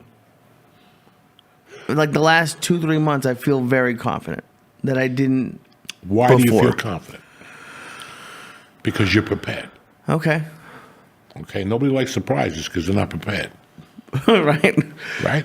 Yeah. You're prepared, motherfucker. And getting on stage every night, and I know, listen, man, 5, 6, 7 years of comedy, it sucks. It sucks. You're trying to give up your job. You're trying to quit your day job. You're trying to make enough money every month to keep that. There's always a club that doesn't want to talk to you. There's always, there's always an obstacle. But there's obstacles in life. Right. So the first obstacle you have now is getting rid of this fucking job next year. That's one obstacle. Now you got to make enough money to pay the bills and all that shit. And that stress alone will kill you. And that's why you don't go on vacation. Right. Because the first you become like, I always tell people, I've loved working on commissions since I'm a kid. You know why? Because on the first, you and me are even. There's no, Joey Diaz's been doing comedy for 30 years. There's none of that. We're even on the first. And that gets my dick hard. I never wanted why are you going to, I'm working for this. Well, you have a ceiling over your head now. Mm-hmm. So go for it, motherfucker. If you're on commission, you got to tell mama, we're not going to Parakeet Islands this year, and stick to it. I don't give a fuck, dump me. I'm not fucking doing it. I don't have time to lose. When I'm 60, then I'll fucking go to Parakeet Islands or whatever idea your family has, all this shit. If you want something, you got to go for it, man. Yeah. And that's it. You're in New York. You're in the fucking major leagues. So you better go home and think about how do you belong in the major leagues. I know I belong. Maybe you're looking at this differently. I want you to look at it like, what am I going to do to belong in the major leagues? It took me 7 years to realize I was in the major leagues. And I stopped snorting coke and I go, I'm in the major leagues, motherfucker. What the fuck am I doing with my life? You're in the major leagues, not as major as LA, right? But you're right there. So you have to switch your thinking and get, how am I going to get noticed? Because that's pretty much it. Mm-hmm. You have to get mentioned before you get noticed. So somebody's going to have to go, man, have you seen this little fucking Julius I had? He was on fire the other night at this place, Right. Yeah. And It's such a fucking catch-22. And you guys think like, look, I remember going to L.A., you can't get an agent. Well, why can't I get an agent? Because you got to have something. Well, the only way I could book a movie is if I have an agent. Well, figure it the fuck out. Right. And you walk out of the office going, what am I going to do? Okay, I got to go down to the fucking thing every Wednesday. George, remember? Every Thursday, I used to buy that stupid magazine that they used to sell at all the newsstands in New York. Well, they sell those in L.A. too. And you got to go in there and open up the paper and go, oh, I'm going to go do a college film that shoots at night with 3 Chinese kids that don't know how to shoot a film. They're going to shoot my feet. And that's what I did for 2 years. I just applied for all those, and I would get it on Wednesday, so the envelopes went out on Thursday, and I would hear back by Friday. There was no like, oh, well, and I would do that while I was coked out. When I get home from the Comedy Store, I'd fucking do those envelopes and write out with your hand instead of typing, so they know you put the time into it. It's fucking A to Z. It's not just, it's A to Z, and that's what a lot of people don't understand, and that's why people become magicians. Because they don't want to put the work in. They don't want to put the fucking work in, Lee. So Right. you got the world by the balls, you're young, you got money put away, you know, it's time to really sit down and write your goals and not overthink shit. Mm-hmm. You know, you're the type of guy that you have a plan, and then mid in war, you change it. Yeah. Stick to it, motherfucking plan. You haven't even really executed it, but stick to it. Put a new reel up every 3 months. But I got to see it on Facebook. I got to see it on Instagram. I got to see it on my daughter's Instagram. Like if I look at her Instagram, whatever, kid Instagram, I want to see somebody sharing it on there. Those are little things that you do. And even if nobody sees it, who's watching? The universe. The universe. Yeah. The universe is always fucking watching. And even if nobody says, well, I didn't get any of your packages, great. You'll get one when it's too fucking late, when it's the apocalypse. And that's the package will leave coming. But that's how you have to look at it. But you can't give up. No. Listen, don't get down on yourself, bitch. I get down on myself, and I've been doing this for 33 fucking years. And I know in the beginning when I was struggling, I'd really get down on myself. Yeah. For a few days. It's an emotion. Like if you bombed, you'd get down on yourself? Fuck yeah. Fuck yeah. Like what? And right away, you'll know what happened. Right? Yeah. When you bomb, as soon as you get off that stage, as soon as before your girlfriend comes up to you, oh my God, you were so funny. No, it wasn't. Shut the fuck up. I already know what I did wrong. I went up there with too ego. I went up there with too much ego. I went up there with too much bravado. I didn't introduce myself properly. There's 1,000 reasons why you didn't bomb. And yeah, in my mind, all those reasons, shove them up your ass. I bombed because I sucked. And you could give yourself, oh, the wind. You know, there's comics at the microphone system. Keep telling yourself that. Right. Keep telling yourself that stupid excuse. You bombed because you suck. Go home, have a roast beef sandwich, and come back tomorrow, and let's try this motherfucker again.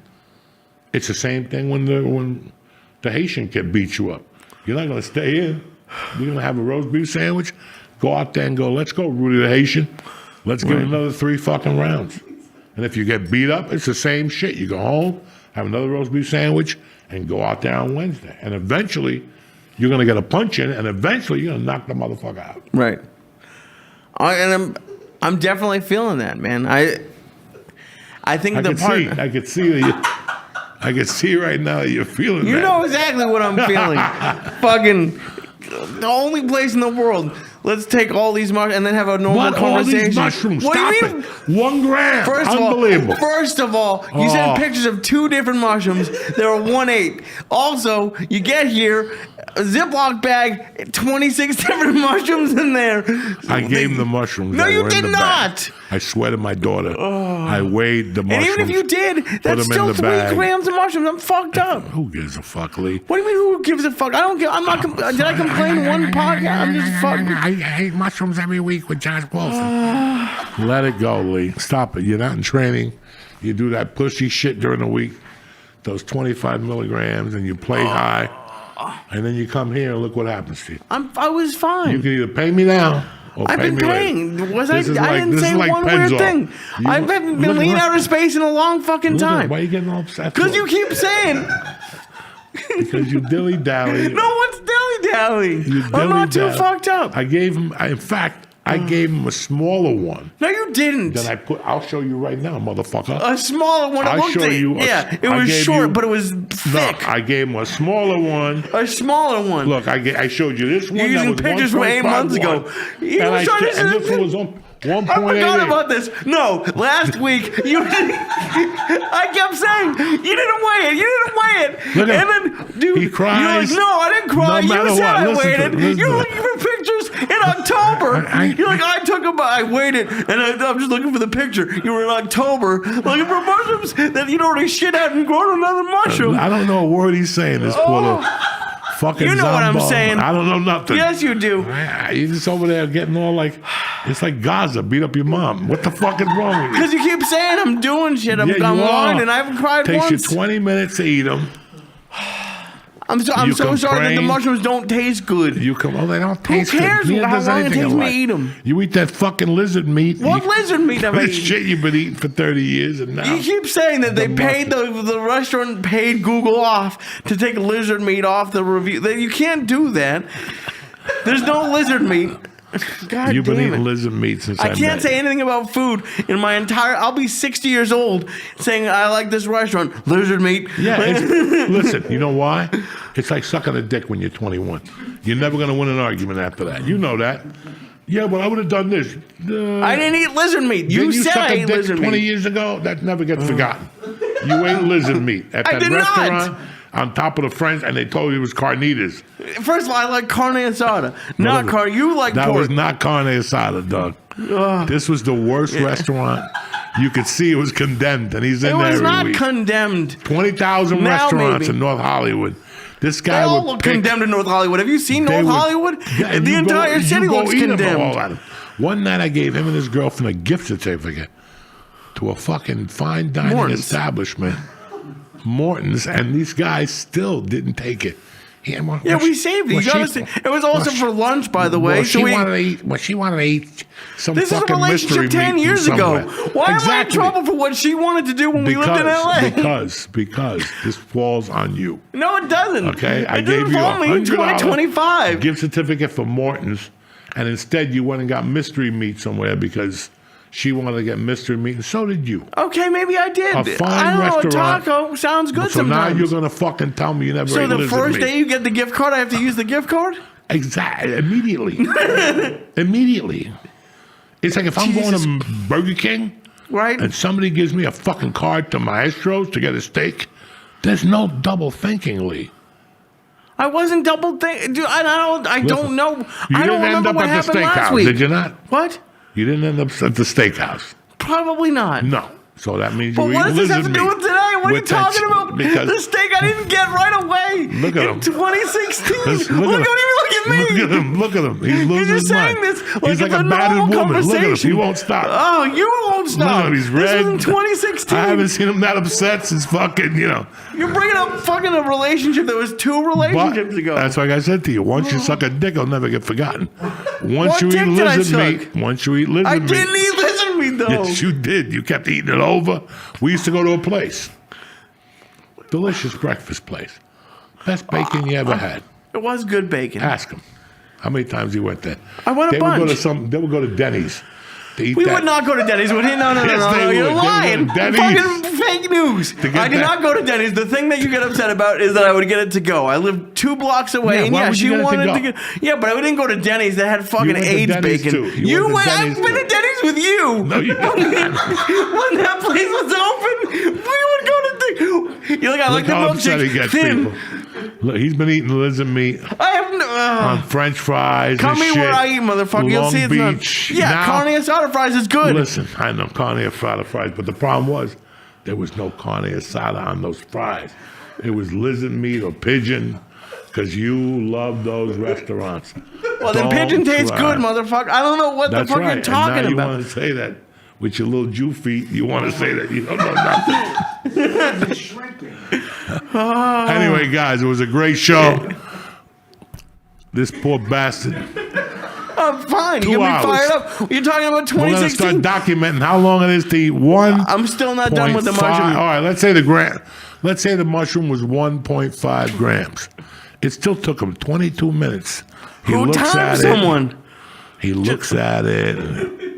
If I gave him a fucking egg roll, it would be done Yeah, because it's a in much 3 more seconds. enjoyable It could be 2 experience. days old, and he would eat it in 3 seconds. A mushroom, but they don't taste good. What about the lizard meat you ate for years? I didn't eat lizard meat. Yes, and you if I did. did eat, it was good. Yeah, because they creamed it up. Thank God. They put cream on it, or they came on it, whatever the fuck you ate. Oh, now they're coming on it? Yeah, because you liked it. Anything but fucking straight up cocksucker. Anyway, I hope you enjoyed the show today.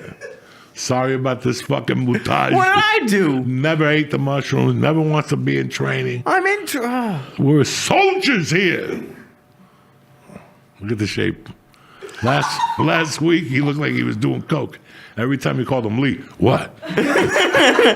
What? That wasn't me. But anyway, Yeah. Lee, where you at this weekend? This weekend, I'm at Off Cabot, Friday and Saturday. The 29th, I'm at Broadway Comedy Club. That's next week. I know. I didn't ask you about next week. I told you. I asked you about this week. I know, and I told you where it was. All right, but don't mention next week. All right. This week, we're at the dojo on Wednesday night. Dojo. That's it. Doing a couple sets. I owe you people a shot since before the hospital stays. And that's it, motherfuckers. I love you. Tip Top Magoo. I want to thank DraftKings. I want to thank BetterHelp, Lee's people, And Blue Chew. Blue Chew. And I want to thank you guys for watching. Stay black. Have a great week, cocksuckers.